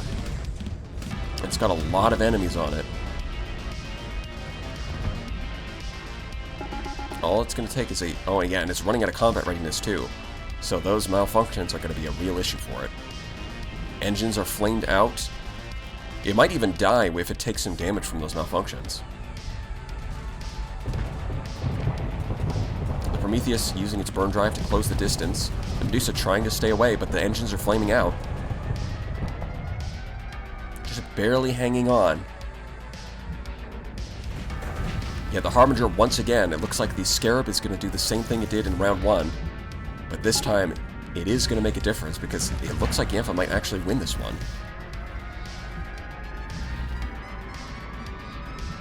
They're doing their little dance, but this is a dance that the Scarab wins. Wow. Medusa did go down, so it might just be this Harbinger, and it's also running out of peak performance. Safety overrides and delicate machinery, and the sped up time from Phase Cloak means that it just doesn't have endurance. And pretty soon it's going to run out entirely. I wonder why the Scarab is just running away now. This is kind of weird. Earlier the Scarab was dancing around it and actually killing it, but then for some reason it just decided to continually run away. Well, in any case, it finally goes down, and round 2 goes to Ymfah. Final round. Fight! After losing in round 1, Ymfah's round 2 was actually pretty strong. He only lost a single Grendel. Now that is something. It looks like this matchup is pretty swingy. It can go either way. And it can go very strongly either way, just depending on what the ships decide to do.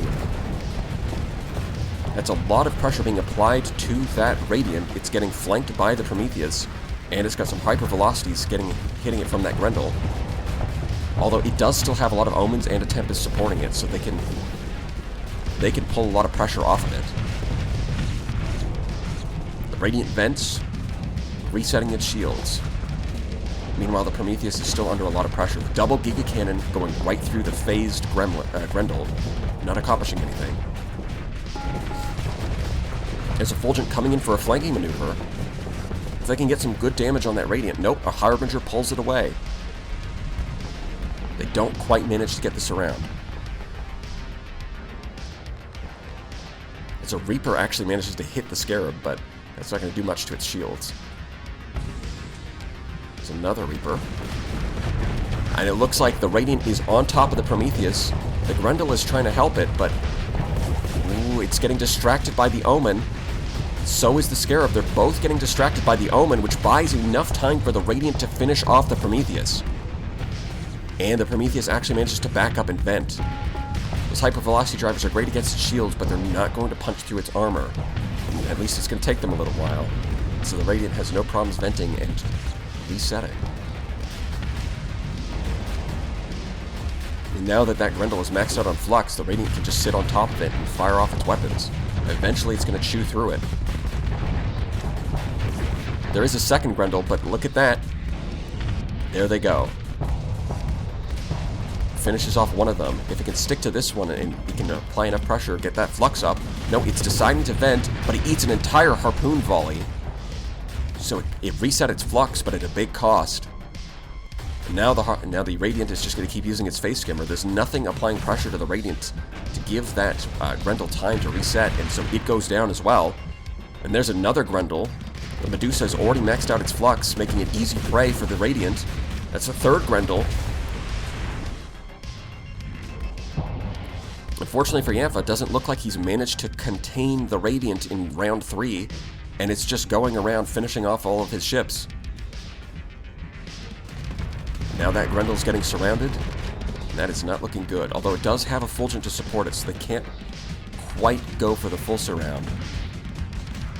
Harbinger is still playing very cautiously. The Grendel is having a lot of trouble dealing with this Medusa, and now the Fulgent has gone somewhere else. Now the Harbinger is able to get a flanking maneuver in. It looks like there's another dead Grendel. I think the Radiant is just barely off screen. Though I'm not sure. It's probably killing something else. No, the Medusa is actually the one to go down first. And at the same time, just as it finally finishes off the Medusa, the poor Grendel now has to deal with a whole Radiant. That is rough. It has enough Flux to back off, and it's trying to apply some pressure to this Harbinger, but it's just not able to do anything here. Yeah, it looks like it's just going to chase down this Harbinger the entire time, while the Radiant slowly chips away at it.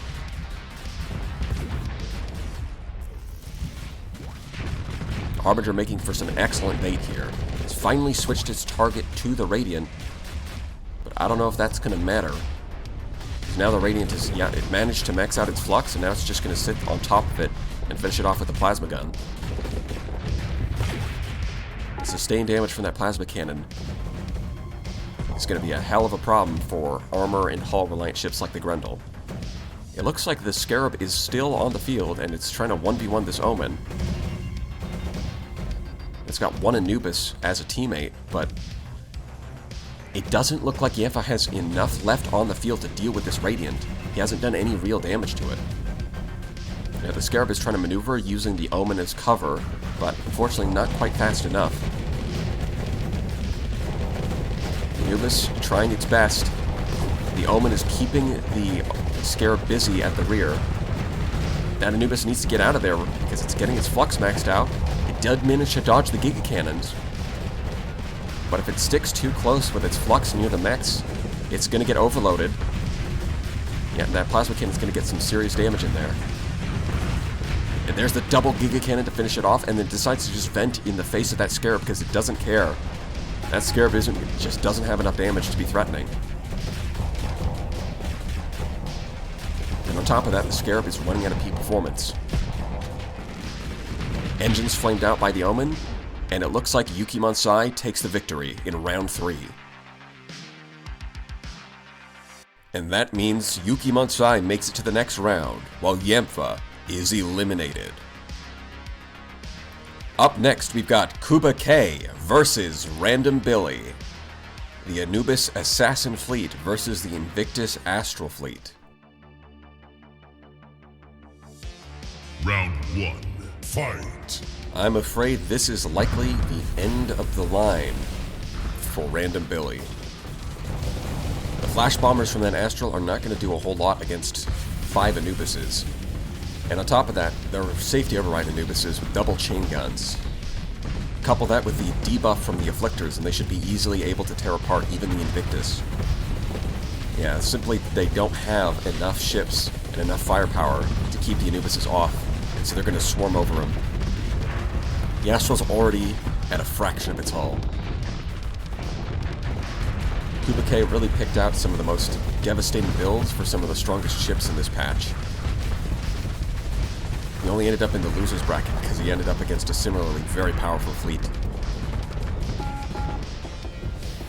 Although the Astral does manage to slip away, it's not quite dead yet. Yeah, that Aurora's not quite going to hit its missiles against an enemy Anubis, but it doesn't need to, because the Kuba K's Anubises will rip it apart. Even the mighty Invictus is going to struggle here.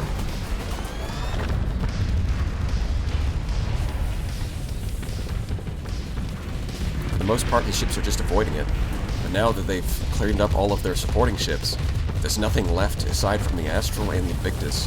At the very least, nothing left in the local area to prevent them from just flanking it. The constant debuff from the Afflictors makes it a lot easier to chip away at that armor and hull. And he opted for... He didn't get any machine guns on his Anubises. He went double chain gun. Paladins have no problem getting through the shields of the Astral. And the double chain gun is just going to give them the DPS that they need to strip away all of that armored hull. Although if it sits in front of the Invictus, it is going to get... Wow. It actually managed to slip away. I was sure it was going to die there. But no, it actually managed to slip away. Yep, it looks like pretty much everything else has already been taken care of.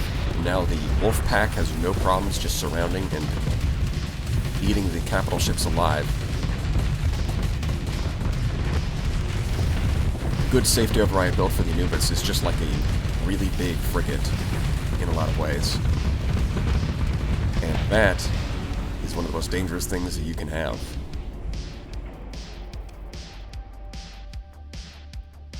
Round 2.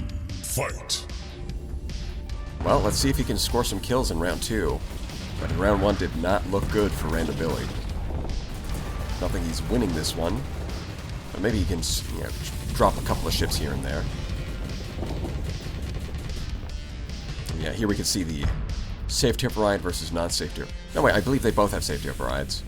It's just that Kuba K is using triple Paladins, maximum flux efficiency for its anti-shield weaponry. Whereas I think Random Billy's using Giga Cannons. Or at least a Giga Cannon. Yeah, there it is.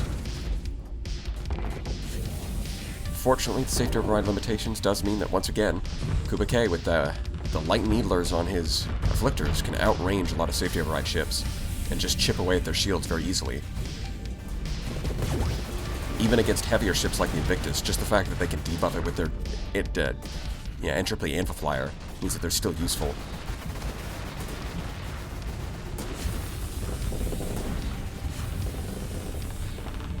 Ah, there's the Buffalo.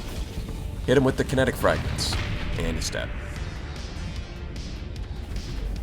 Rest in peace, little guy. That Glimmer is probably not long for this world either. Oh no, the Afflictor decides to let it go. But we see an Anubis, we see once again the Invictus and the Astral. This time the Astral has not taken a lot of damage, it's managed to avoid getting jumped on. But even then, working together as a team the way they're supposed to, the Invictus is still taking a lot of damage.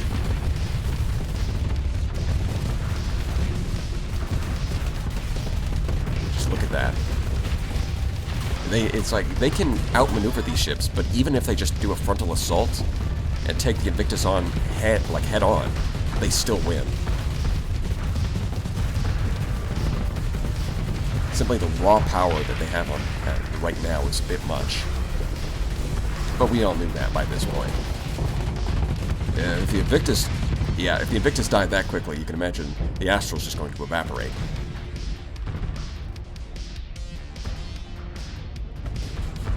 It's just the one Anubis left.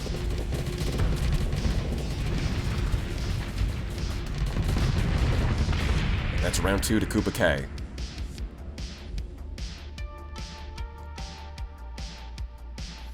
And that means Kuba K is moving up in the tournament, while Randombility is eliminated. Up next, we've got SCC versus Downfall. It looks like this match is Anubis and Medusa versus Medusa and Anubis. Round 1, fight! I guess now we're going to find out if the Radiant is good enough to stand in for a couple of Anubises. Because that's really the big difference between these two fleets, aside from the builds anyways. The builds are of course a little bit different. Downfall favoring safety overrides, where our SCC is using non-safety override builds. Of course, I've seen enough of these battles to know how that goes for the Anubis, at least. Safety override Anubis is going to kick the shins in on those regular Anubises. It's really going to come down to the extra range on those Medusas, and it's going to come down to the Radiant. Although I'd like to point out once again, SCC forgot his targeting unit, so we'll have to see if that ends up biting him, if that comes back to bite him. It is just being kited by one of these safety override Anubises, which is not exactly what you want. Yep, it just runs away as soon as its flux gets too high. Not able to get any permanent damage in there. At least not yet. Meanwhile, the Radiant's flux is basically maxed out by that one Anubis. It did manage to get some hull damage in, so it's not... There it goes. It managed to kill the Anubis, but it actually took some damage in return. Well, as long as it gets a 1v1 against the enemy Anubises, it can win those fights by the looks of it. But I suspect if it ends up in a 1v2, it's going to start taking some serious damage. Although I'm not sure whether a Medusa is good enough to count. We'll see. At the very least, it's got a friendly Medusa to keep it from getting flanked, for now, which is buying it enough time to basically kill this Anubis. It's right on the verge. It's got a fraction of hull left. There it goes. So that's a second Anubis down. Although, it looks like his friendly Medusa almost got taken out by an enemy Medusa, or enemy Anubis. Although, once again, it's getting its third 1v1.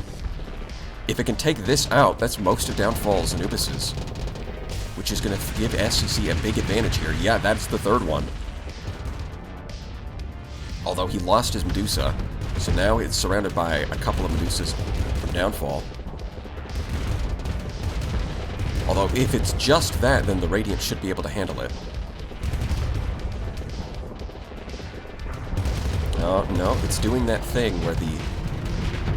Never mind. Okay, the Medusa moved. But sometimes, like, an enemy frigate or an enemy destroyer can get right behind the Radiant, and it won't use its phase skimmer to turn around.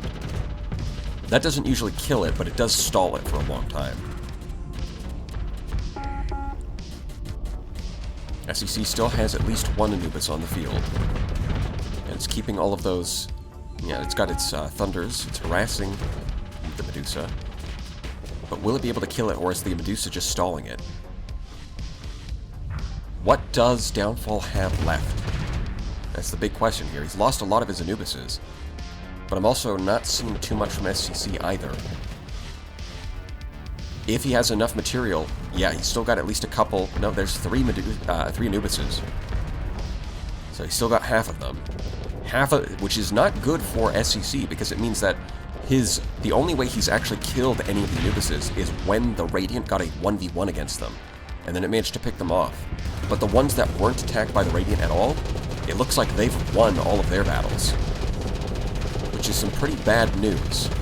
Because it looks like the result of that is that SCC is running out of supporting ships, and now its Radiant is completely isolated. With just one teammate left, it's not enough to push back the onslaught. Sorry, there's no onslaughts in this battle. It's not enough to push back the onslaught of Anubises.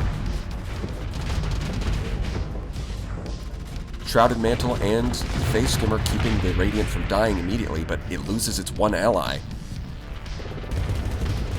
That is not looking good for SCC. Although it looks like all of Downfall's ships have run away, I'm not sure what they're doing. Because they're all point, like all of the ships we can see are pointing at the Radiant. They just backed off to an insane distance. Alright, now they're moving in. Yeah, I think it's over for this Radiant.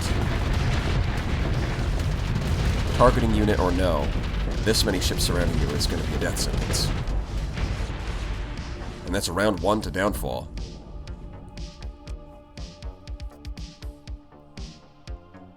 Round 2. Fight. Well, we'll have to see if round 2 turns out any different. We know that the Radiant can pick off those safety override Anubises as long as it doesn't get surrounded. But the big issue is that the rest of SCC's fleet gets pummeled by all of those safety override builds. So really, it's down to his other ships to buy enough time for the Radiant to do some serious damage to Downfall's fleet.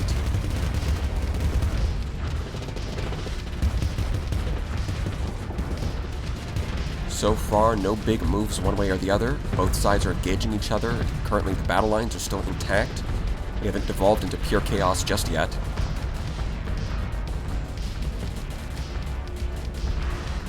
Thunders floating around. I'm not sure how effective the Thunders are, because at the very least, safety override Anubises don't have enough range to just snipe them, so they can be pretty useful against Medusas.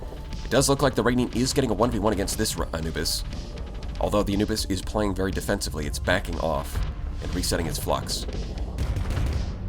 It's not enough for the Radiant to just kill, for the Radiant to get these 1v1s. It actually has to kill them fast enough that it can go support the rest of its fleet.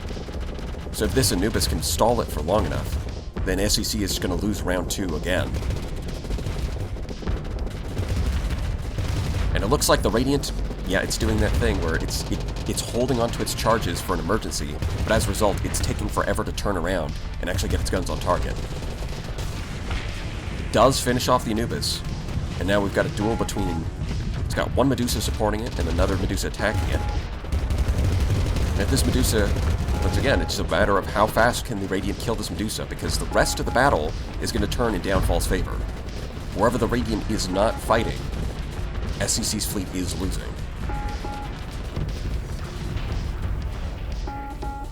So far, they're holding off decently well. They're not getting picked off too easily.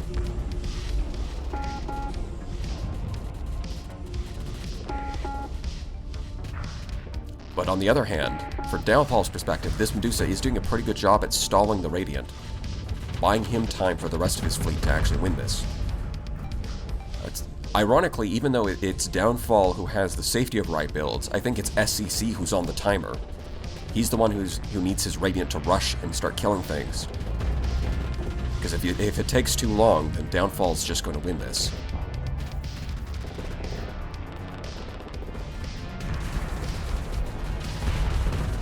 So far, they are still holding on, though. We haven't seen any, like, the more that the battle lines devolve and the more chaotic the battle gets, the more it's going to favor the safety override builds. Right? The non-safety override builds have to use their extended range to work together and focus down targets.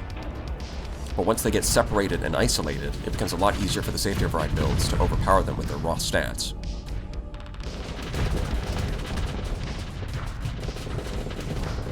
Anubis and another Medusa, focusing down a Medusa. They back off. Ships are playing surprisingly cautiously.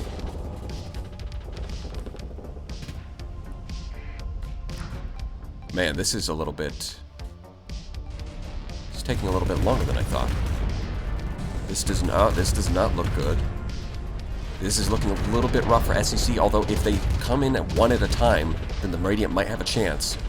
But if all four of these ships attack it at the same time, then they're going to rip it to pieces. They're already doing some pretty good damage, just 2 Anubises.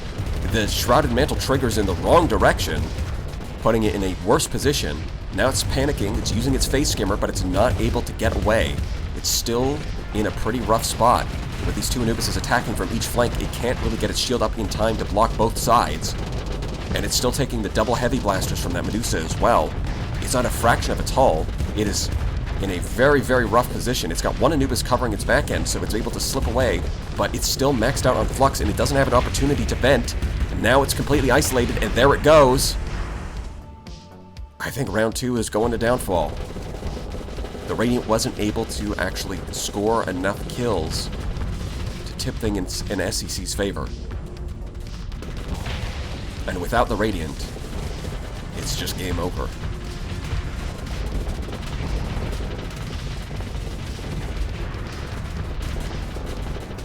Although I do wonder how many kills he did manage to score. I guess we'll have to see at the end.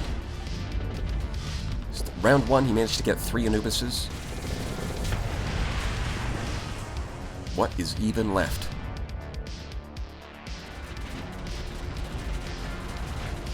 Well, he's got an Anubis, and that's killing Downfall's Vanguard. I'm surprised that thing's still alive, to be honest.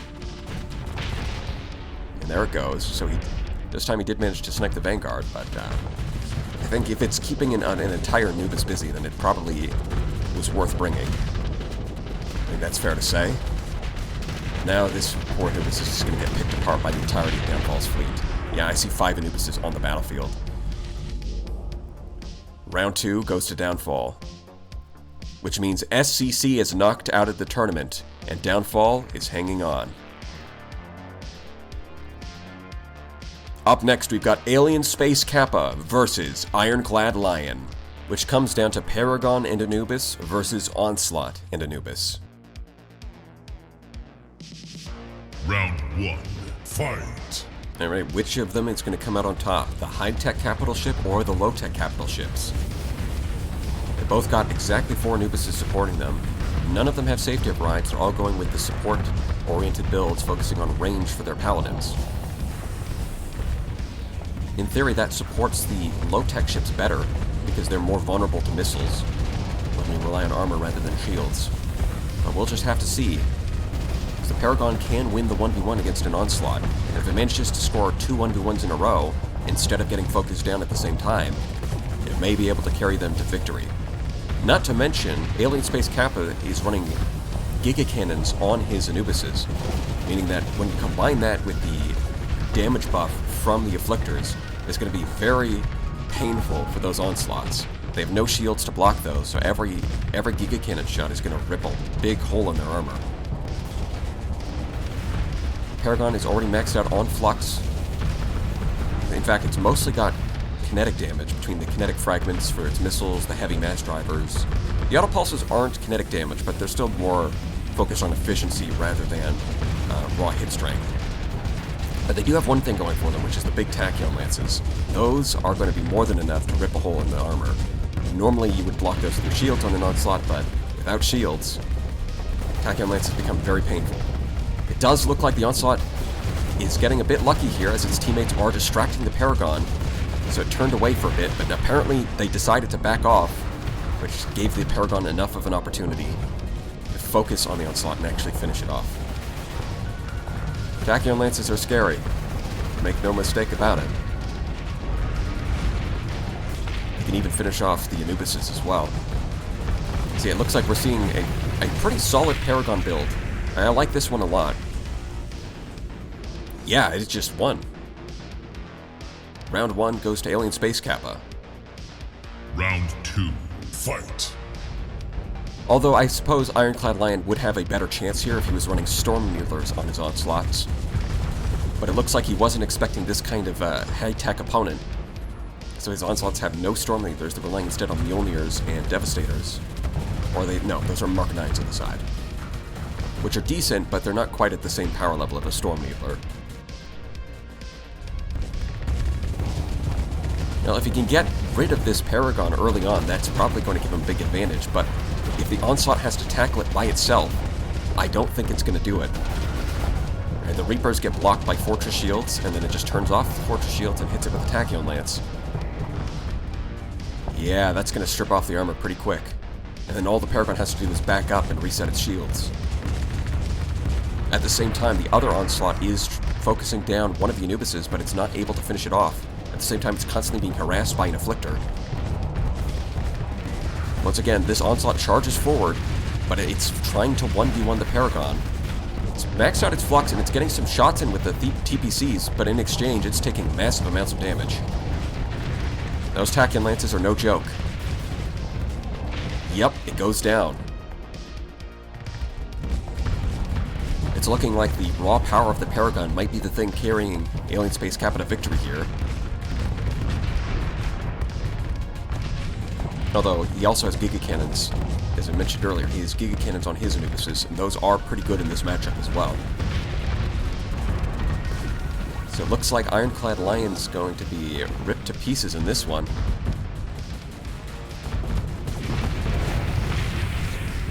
Here goes another Anubis. Yeah, there's not much left for him. Onslaught's not even facing towards the Paragon anymore. It's just completely surrounded. Oof. Round 2 goes to AlienSpaceKappa. And that means IronCladLion is eliminated, and AlienSpaceKappa sticks around in the tournament. Up next, we've got Francis versus YukiMonsai. That's a Paragon and 6 Anubises versus a high-tech fleet with a Radiant at the helm. Round 1, fight! Unlike the last battle, which had a Paragon and Anubis, these Anubises are really the centerpiece. They're the ones with, these ones have safety overrides, on top of the fact that there's just more of them. But the Paragon, of course, is no slouch. It can definitely take a beating. As long as it gets the Radiant's attention and starts activating Fortress Shields to stall it out, then it's going to be very easy, I think, for Francis's Anubises to start picking apart all of YukiMonsai's support ships. Those Omens are good, but when faced with safety override Anubises, they're going to get ripped to pieces. Although so far it looks like the frigates are all clustering up right behind the Radiant. It's very interesting, somewhat unexpected. It looks like both of the capitals actually triggered their Shrouded Mantles and backed off. That's kind of funny. Although it does look like the Ludic Path Kite is going hero mode and kind of harassing the Radiant, making it difficult for it to vent. Yep, it looks like there's just a duel between the 2 capital ships, and the rest of the battlefield is... well, looking at the kill feed, it's mostly the Anubises killing everything. Who would have seen that coming?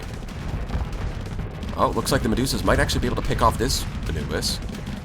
Its flux is too high, it doesn't have enough space to actually activate Temporal Shell, and as long as they keep the pressure on, they can finish it off. And there it is. That's an Anubis down.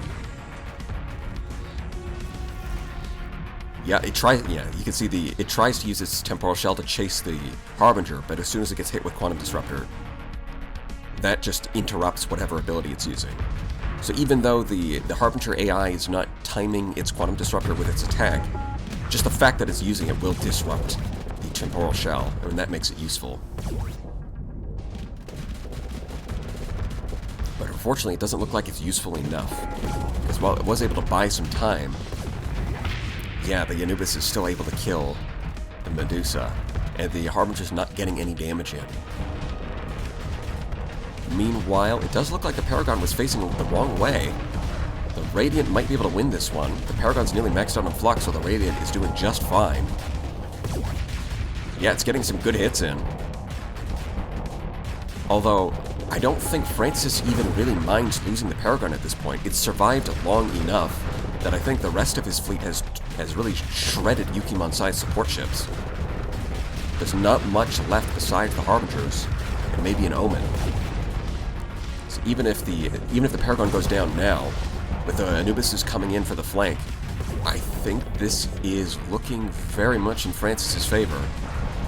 And even then, YukiMonsai still didn't even manage to kill the Paragon. Yeah, now there's a single Anubis applying heavy pressure to that Radiant. But it does manage to do enough damage. Both of them are maxed out on Flux, but that reckless Anubis wants all the smoke. It is not ready to back off just yet. Overload on the Anubis, but it looks like it is managing to slip away. It's so close.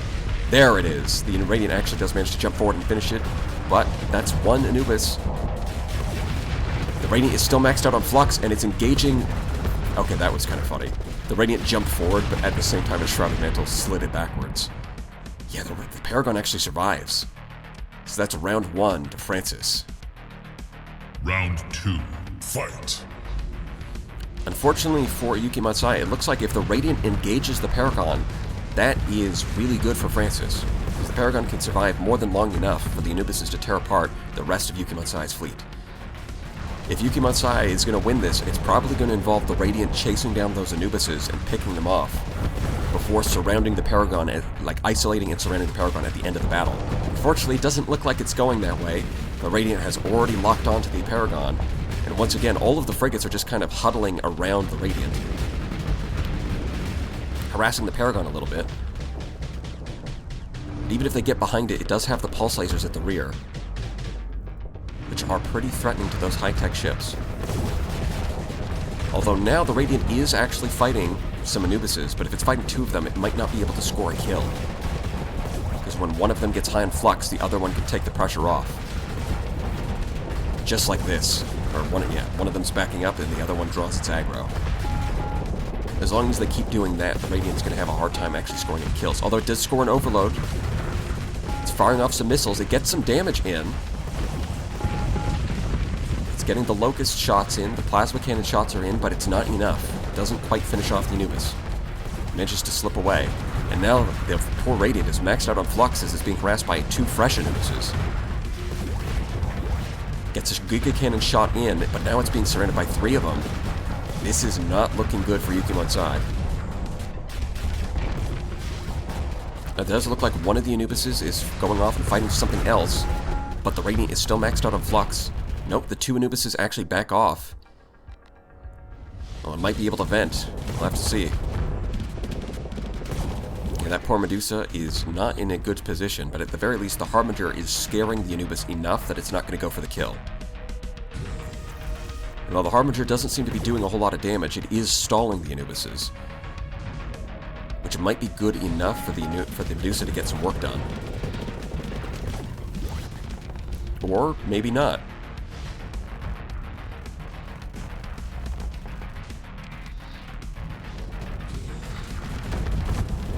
Here comes another Anubis in from the right. That is not good. The Medusa's taking a lot of damage here, and the Harbinger is too scared of all these fighters harassing it, so it's not really helping out. And the Radiant does score a kill on an Anubis, but it's got a fraction of its hull left. It's about to overload, and it triggers the Shrouded Mantle, but it's not going to be enough. Well, it's only going to take one more hit. There it goes. And the Paragon is still on the field, and looking like it's in good condition. Unfortunately, this looks like the end of the road for YukiMonsai. The Harbingers might be able to drag out the fight a little bit longer, but I don't see a path to victory from here.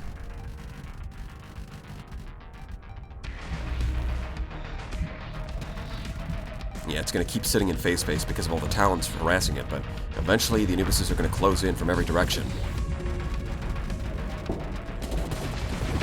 Oof. What is even left for YukiMonsai? Yeah, it's the other Harbinger. Stalling as best they can, but I think at this point it's pretty clearly a foregone conclusion. You don't need a degree in star sectorology to figure that one out. Here come the Talons. It's gonna zip back and forth in phase space. Yeah, it is really taking its distance. It is buying as much time as it can. Once that flux maxes out, it's going to have a much harder time keeping its distance. Heck, it might even just die to the Talons. They do have swarmer missiles, so that high explosive damage can strip off the armor, and then the Vulcans can do some decent hull damage. Yeah, it looks like the Talons are going to have to finish this one off. Round 2 goes to Francis.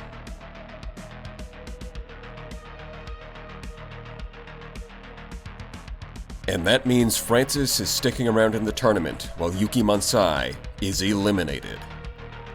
For today, that concludes the loser's bracket. Now we're moving on to the winner's bracket. Starting with Idiopathic versus GAMERKILL. Looks like we're getting a Radiant and Anubis versus Anubis and Radiant. The difference is going to come down to the builds, starting off with a Shrouded Radiant with Shrouded Mantle, some Sabo Pods, and a couple of Locusts, very missile reliant. Probably not the best thing in a Anubis heavy matchup. Safety override Anubises, and some Shades on Idiopathic side. For GAMERKILL's part, 5 Monitors as a supporting ship, 1 Brawler with the double Hungering Rift, to heal the Radiant, which probably has an S-modded Shrouded Mantle. 4 Anubises of his own. No safety overrides on these ones. Instead going with double longbow for some reloading sabos. And his Radiant also has quadruple sabos and locusts. Round 1, fight! And the Anubis is rushing forward in a straight line to meet the enemy Anubises. Is it going to be the safety override Anubises or the regular Anubises? It's probably going to be the safety override Anubises. We've seen enough of these matches to know how that mirror match goes. But then again, it could come down to a big difference between the two Radiants. GamerKill's Radiant already scoring a kill against one of the safety override Anubises gives him an edge already. I do find it pretty funny that they both use the exact same missiles. Shrouded Mantle triggers there, giving it a bit of space, but they both decided to use 4 sabos and double locusts. Of course, the other weapons are a bit different, but no. I guess both of them not only came up with similar... not only did they come up with similar fleet compositions, they came up with similar weapon preferences. It does look like GamerKill's... Wow, that is a lot of damage. It is GamerKill's Radiant who is in a lot of trouble right off the bat. Although Idiopathic's Radiant decided to give up on the pursuit, it looks like in the end it didn't matter. The one Anubis and all of those shades was more than enough to finish the job. And this monitor did not successfully... It failed to actually distract anything, and it just gets picked off immediately afterwards. Yeah, it looks like, unsurprisingly, the side with the safety override Anubises is being the side that has non-safety override Anubises. Sad to see it, but it is what it is. Yeah, those Hungering Rifts are cool, but they're not going to do a whole lot if the Radiant is already dead. There's nobody to heal. Well, at the very least they can do a little bit of damage, but you know, the main gimmick of it being like a little healer for the Radiant. The time for that has long since passed. Unfortunately, the Shades can easily outmaneuver those. It looks like it doesn't even need to phase through the Hungering Rifts. It can just avoid them in real space. No problem. There goes that poor little brawler. Not much left except for a couple of monitors by the looks of it.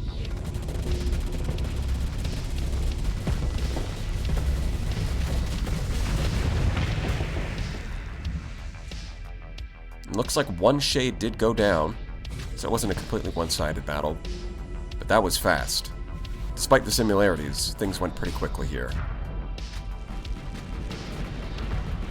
Yeah, the longbows are just going to get picked off by the Shade's EMP emitters. It's not going to take too long before this Anubis gets picked off as well.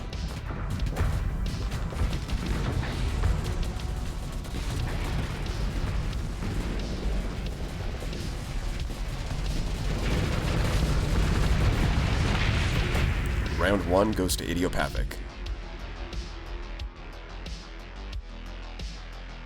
Round 2, fight! Let's see if things turn out different in round 2. It may come down to which Radiant gets picked off first. Losing it pretty early on did hurt GamerKill quite a bit. Didn't manage to accomplish much. It looks like it's just charging forward at the enemy Radiant. And even though it's getting surrounded by those safety override Anubises, it's continuing to push forward. It does not care that it is surrounded. It is continuing to charge forward at Idiopathic's Radiant. Got a bit of damage in, but it's also maxed out on Flux itself.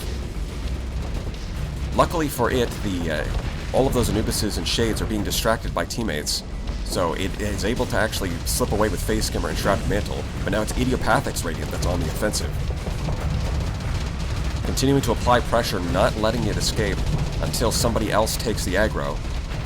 That gives it enough space to actually bend. Except not really, because it looks like it backed up into more Anubises, so it actually doesn't even have the chance to drop its shields. It's continuing to be pressed by all of those Anubises and Shades. And once again, we might see it get picked off early on. Normally I would consider the Afflictor a much better choice of phase shift to go with, well, pretty much anything, but in this case, for Idiopathic, the Shades combined with the Anubises have proven to be very good at corralling the enemy. just an unstoppable combination. Round 2 goes to GAMERKILL. A flawless victory. And that means GAMERKILL is moving up in the tournament, while Idiopathic is knocked to the loser's bracket. Up next, we've got Chumbosity versus David Creed. This is shaking up to be one of the more interesting matchups in the tournament. Chumbosity rolling in with a lot of flash bombers, sticking them on pretty much every ship he can, leading off with the Legion, supported by Anubises, and Moras, and Scintillas. Finding just about every way he can fit more flash bombers into his fleet. I think his main enemy is the frame rate, and not actually his opponent. As if that wasn't enough, he's also sticking swarm launchers in just about everywhere he can. And for supporting frigates, he's got some classics, the Omen, the Afflictor, and a few Glimmers. The extra damage from the Afflictor's entropy amplifier will make the flash bombers even more deadly, as long as it uses it on the right targets. On the other hand, David Creed's fleet is also one of the more unique ones in the tournament, spamming a lot of phase ships, all of them with safety overrides. Harbingers, we got 3 of them. He's even brought a Doom, the only Doom in the tournament. And on top of that, a couple of Pirate Afflictors, just to round things out. Mostly relying on those phase ships, but of course, throwing in a few Glimmers for support, and 3 Anubises. With the triple Paladins, they should provide some decent protection against Chumbosity's flash bombers. But with so many flash bombers, will it be enough? I guess we'll have to find out. Round 1, fight! So which is it going to be, flash bomber spam or phase ship spam? Both of them have brought a couple of Anubises. So they're about the same power level on that axis.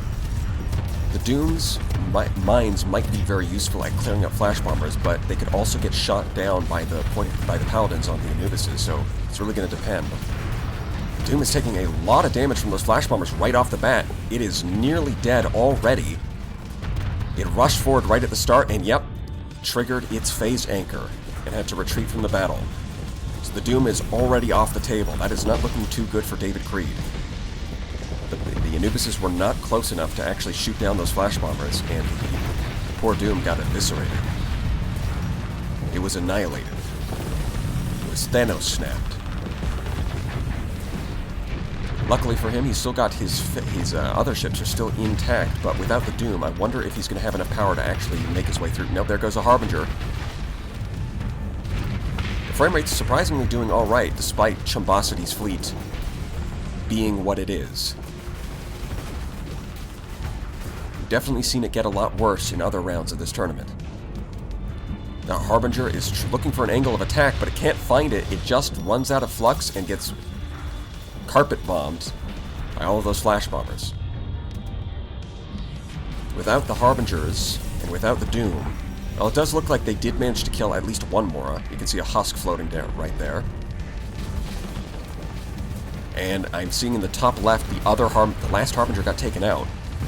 That really is the bulk of David Creed's fleet. So it's starting to look like this is going to be a round 1 for Chumbosity, if I had to guess. Doom got taken off the table right away, and then the 3 Harbingers were to follow. He's definitely got a few Anubises still, but Anubises can still be overwhelmed, especially since that Legion is rolling up with double Storm Needler. All it needs to do is close a distance, and it can rip its way right through those shields. Afflictor's still on the table. Yep, we can see it's using its burn drive to close the distance. The Anubis is smart enough to take its distance.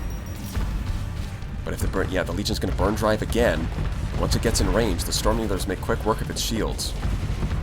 It just needs something else to apply the extra damage needed to finish off the hull and armor.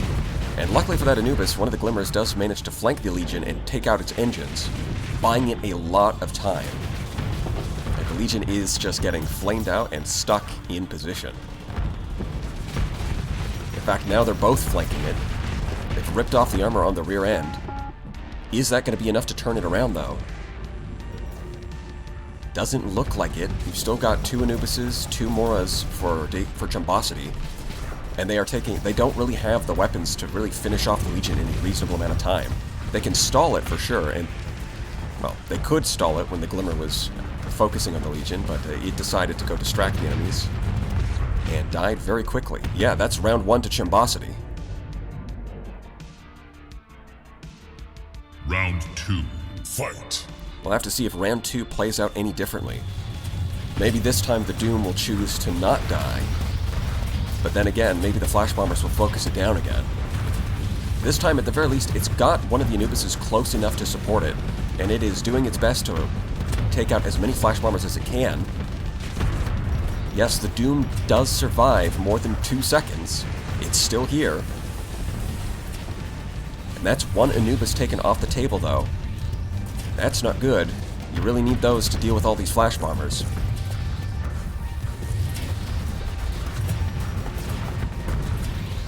It does look like that one Anubis is keeping the 2 Harbingers and the Doom relatively safe from Flash Bombers right at the start. And right at the start is when they're the most dangerous, because that's when their replacement rate is maxed out. As the battle goes on and they take losses, replacement rate's going to go down, and that's where Chumbosity is going to be vulnerable. David Creed will find his opportunity.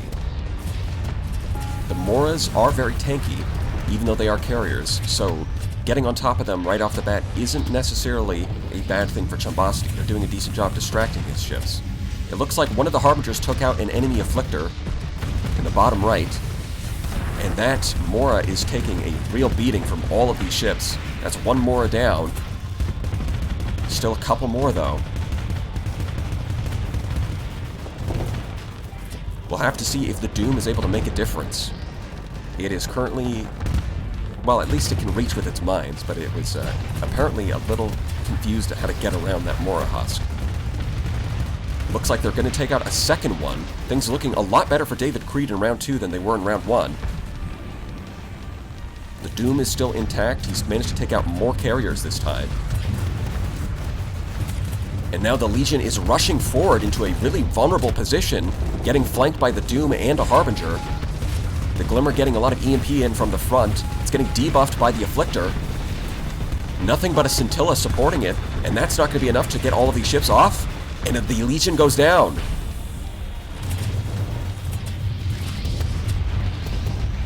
Well, things are looking a lot better for David Creed. The Doom surviving at the start has apparently tipped the scales quite a lot in his favor, because it looks like he's going to take round 2.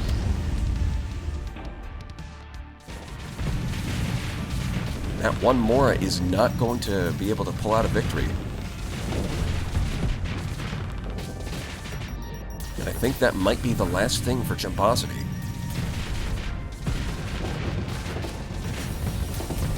The Moras did their best to stall for time using their durability, but the sheer DPS of all these phase ships was able to break them. And that's round 2 to David Creed.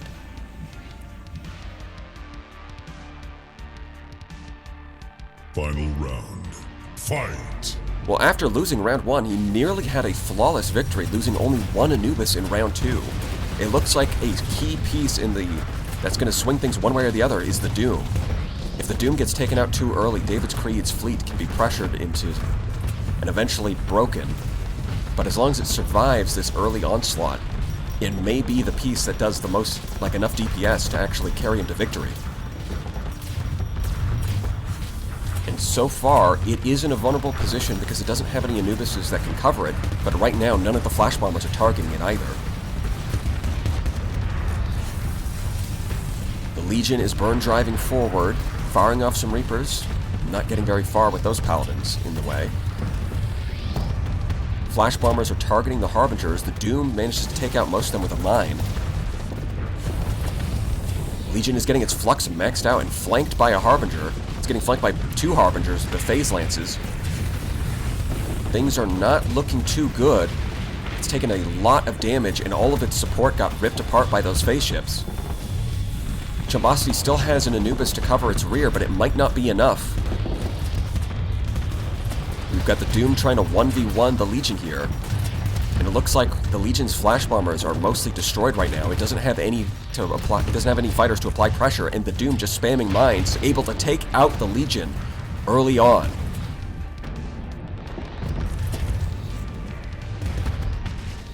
Without the flash bombers suppressing the Doom right at the start, it looks like things are strongly favoring David Creed.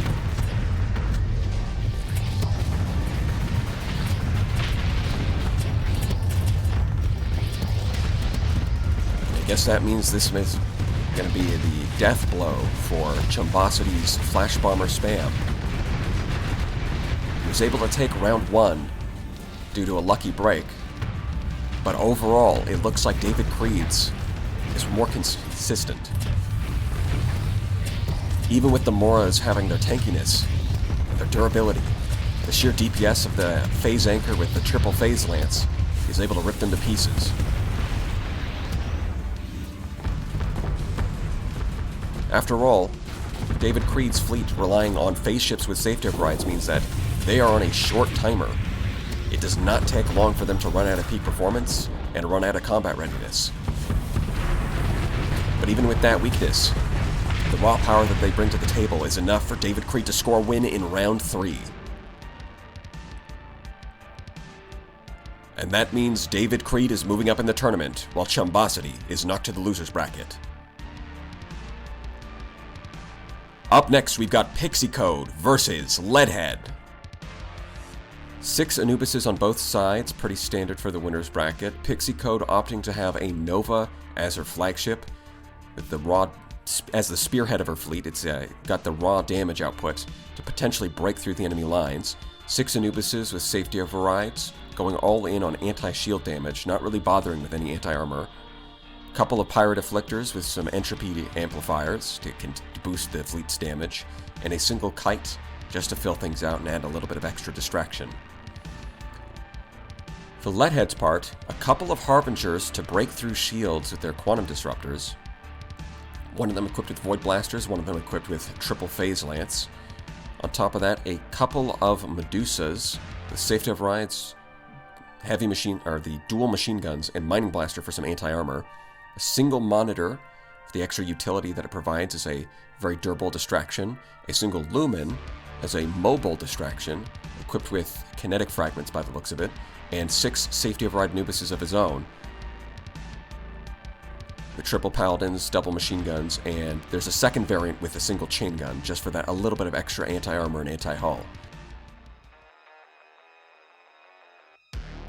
Round 1, fight! Well, 6 safety override Anubises versus 6 safety override Anubises. Let us know in the comments below which of the 6 Anubises is your favorite. At the very least, we do have a Nova in there to spice things up, and a couple of Harbingers on Leadhead's side. I guess it's going to be a question of which ends up being more valuable. The Quantum Disruptor being able to throw off even if they don't actually get any attacks in during the Quantum Disruption, during the window where the ship is overloaded, they do at least disrupt Temporal Shell, and that alone can make the difference in the battle. It looks like so far the Nova has not really managed to accomplish much. Considering it's the biggest ship on the battlefield, it really needs to do something. PixiCode already loses 1 Anubis. That is not looking too good. Nova's struggling to get its guns on target. The Anubis is just too fast. By the time it finally points at its target, it runs away. That is pretty rough. And on top of that, as if that wasn't bad enough, it's got the Harbinger flanking it. And now the Harbinger's just going to go in there with the triple phase lance. The Nova's pointing its shields forward mostly to try and deal with that. Try and deal with the Anubis that was in front of it. And as a result, it takes a lot of damage from that triple phase lance. The Quantum Disruptor finishing it off. Whew.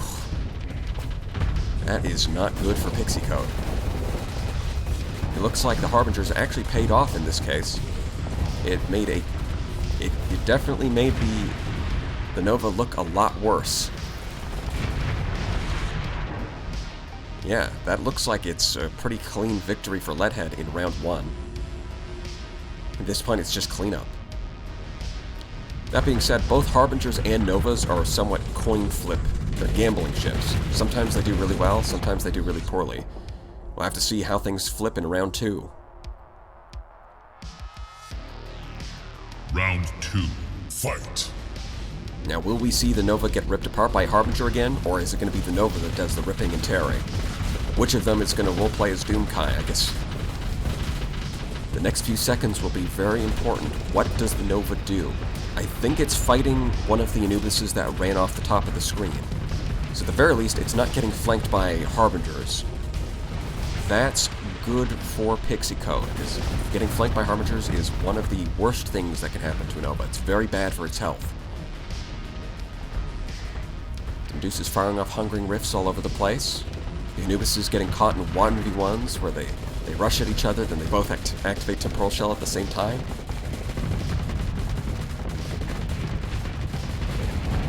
Yeah, it looks like... Nope, that doesn't quite finish it off. It actually manages to escape with a sliver of hull. Here comes the Nova from the left side. I think PixiCode's Anubises are at a bit of disadvantage because I believe they only have one machine gun, while Leadheads have two machine guns on half of them, and one machine gun plus one chain gun on the other half. So the 1v1 is a slightly better damage, although if the Nova gets involved, it can help. It can tip PixiCode's favor. Yes, it looks like this time PixiCode has her Nova intact, and there's still 4 Anubises backing it up. It looks like there's a Harbinger Husk in the bottom left, so that's not going to be a threat. It looks like, yeah, overall I think the coin has flipped in PixiCode's favor this time, with the Nova going around ripping and tearing, while the Harbingers got themselves killed.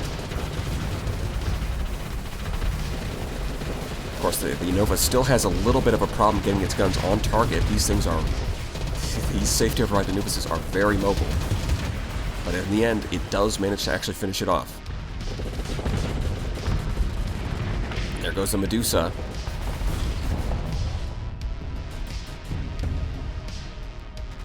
And this last Anubis is getting cornered. Pops his Temporal Shell. PixiCode's Anubis also pops Temporal Shell. The Medusa's firing Hungering Rifts, but they're too slow. They're not able to reach the target before they dissipate. Now, this last Anubis is stalling for time as best as it can, but I don't think it's going to matter. I think PixiCode is going to take round 2.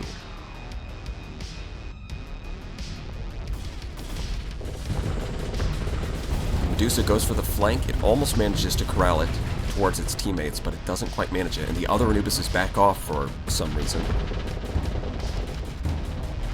Well, at the very least, the Nova knows how to do its job, because it only has one job: drive forward at the enemy. Never mind, it's backing up. Yep. Any day now. Well, that was pretty cool.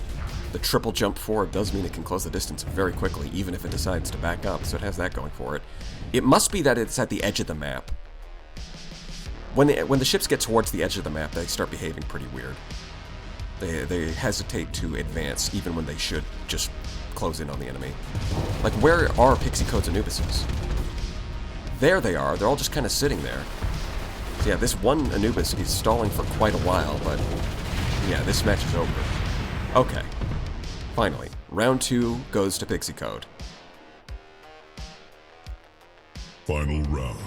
Fight! Alright, we're gonna have to see. This match can really go either way.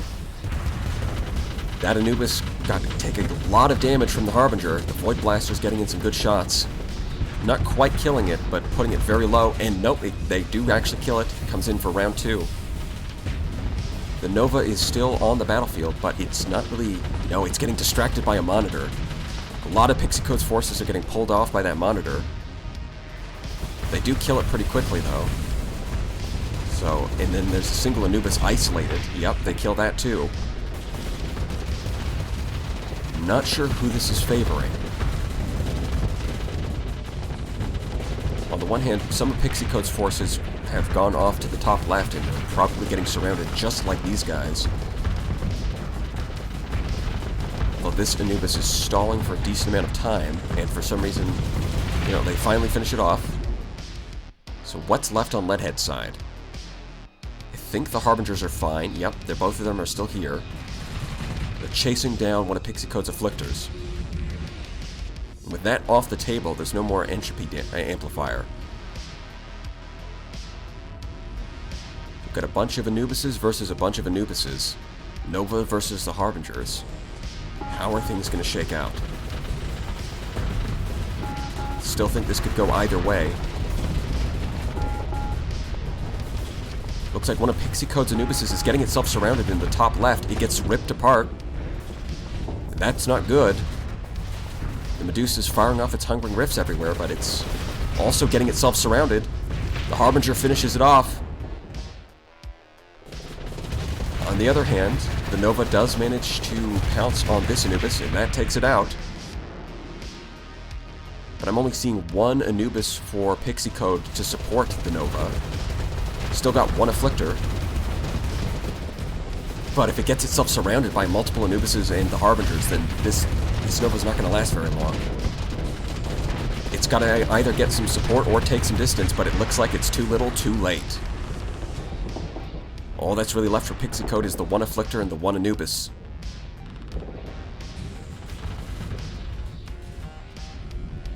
Once again, the last couple of ships love to stall, but it's not going to matter. This match is already decided. Quantum Disruptor and Phase Lances finish off the Afflictor. Now it's just going to take the Void Blasters, yep, finish off the other Anubis. And round 3 goes to Leadhead. And that means Leadhead is moving up in the tournament, while PixiCode is knocked to the losers bracket. And finally, we have Big Brain Energy versus Tranquility. And I've got to say, I think it's funny that in Season 1 of Brawl King, I beat Mudsson in round 2 and then lost to Tranquility in round 3. In Season 2 of Brawl King, I once again beat Mudsson in round 2, and once again, I think I'm going to lose to Tranquility in round 3. But there is some hope. As you can see, I built my fleet in a similar style to IronCladLion, with only one Onslaught as the centerpiece rather than 2, but once again supported by a bunch of Anubises to help protect it from missiles. Of course, I've also thrown in a Harbinger, an Afflictor, and some frigates such as Omens and Monitors to help support it. Tranquility's fleet is a lot simpler. 6 Afflictors, 6 Anubises. Just take some of the strongest ships in this patch and spam them. If your goal is to win, then that's a valid strategy. Round 1, fight! The battle line forming up at the beginning, and I've got to say, since Tranquility was the winner of Season 1, as soon as I saw his fleet in the first part of this tournament, I built a replica of it and tested against it, just to see how things would turn out. My win rate's like 10%. So the chance that I win here is not 0, but it's not looking good either. And I can tell you what the win condition is. The win condition here is that most of my fleet stalls out his fleet long enough that the Onslaught wins a series of 1v1s against his Afflictors, because it can do that. It's got Storm Needlers, and because they have safety overrides, they don't actually have the range to consistently shoot down the Gorgon missiles that I've equipped. This is a case where DEM's having range is actually really useful. But it can't really do that if it gets swarmed by multiple Afflictors and Anubises at the start. It needs to get those 1v1s in order to actually win. And that's why it requires a lot of luck on my part to actually pull a victory out on this one. And with how much hull it's already lost from all those Giga Cannon shots, I think I've already lost this round. To be entirely honest, I think it's already over. Yeah, because even though they're backing up now and it's able to reset its shields, it doesn't matter. It just doesn't have enough hull to actually endure long enough to kill off his Anubises. And his Anubises, because they have safety overrides, are going to beat my Anubises that don't have safety overrides. So I'm kind of surprised that they just let the Onslaught live on a fraction of hull, but it really doesn't matter. It needs more hull than that to do its job.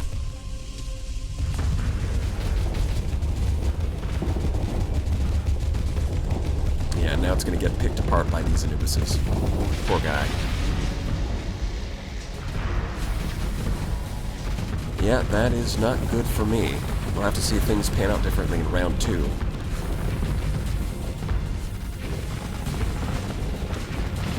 Safety overrides is a hell of a drug. I can even keep up with phase ships.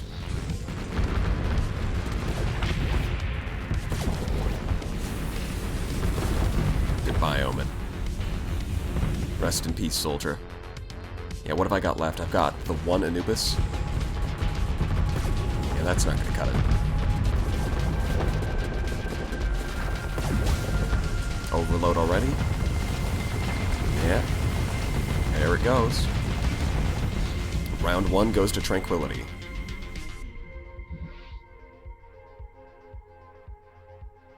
Round 2, fight. Well, hopefully the Onslaught can do its job this time, but that's going to take a lot of luck. And just by running into Tranquility in the first place, I think my luck has already run out.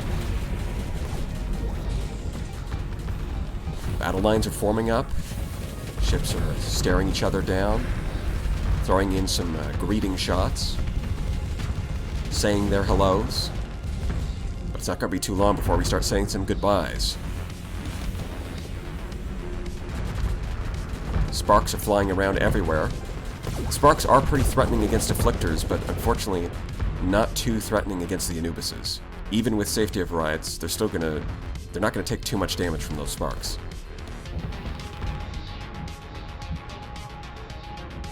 There's a squad of Afflictors rolling up.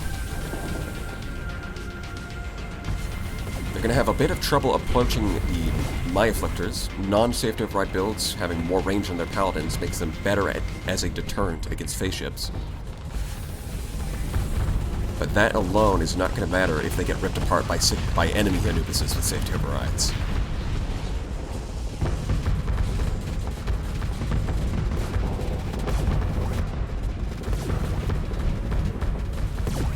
Ah, the sound of Giga Cannons in the morning. Lovely.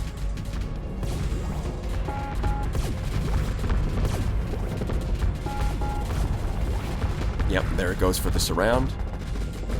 And yeah, there it is. How's the Onslaught doing? It looks like the Harbinger died. The Afflictor died. Anubises are dying. The Omen's dying.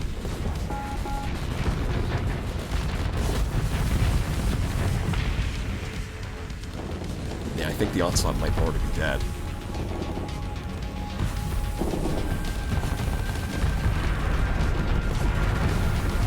Another one down. Nope, the Onslaught's the last one standing, actually. And yep, there it goes. It did manage to get a 1v1 against an Anubis and kill it, but unfortunately the rest of the fleet folded too quickly. And so it only managed to get one 1v1. And that is not going to make for a victory. Round 2 goes to Tranquility. And that means Tranquility is moving up in the tournament, and I am knocked to the loser's bracket. And that concludes Part 3 of Brawl King Season 2. I'm looking forward to seeing how these matchups pan out in Part 4. I'm coming for you, Kuba K. If you made it this far, thank you all for watching. I hope to see you next time. And this has been Big Brain Energy, signing off.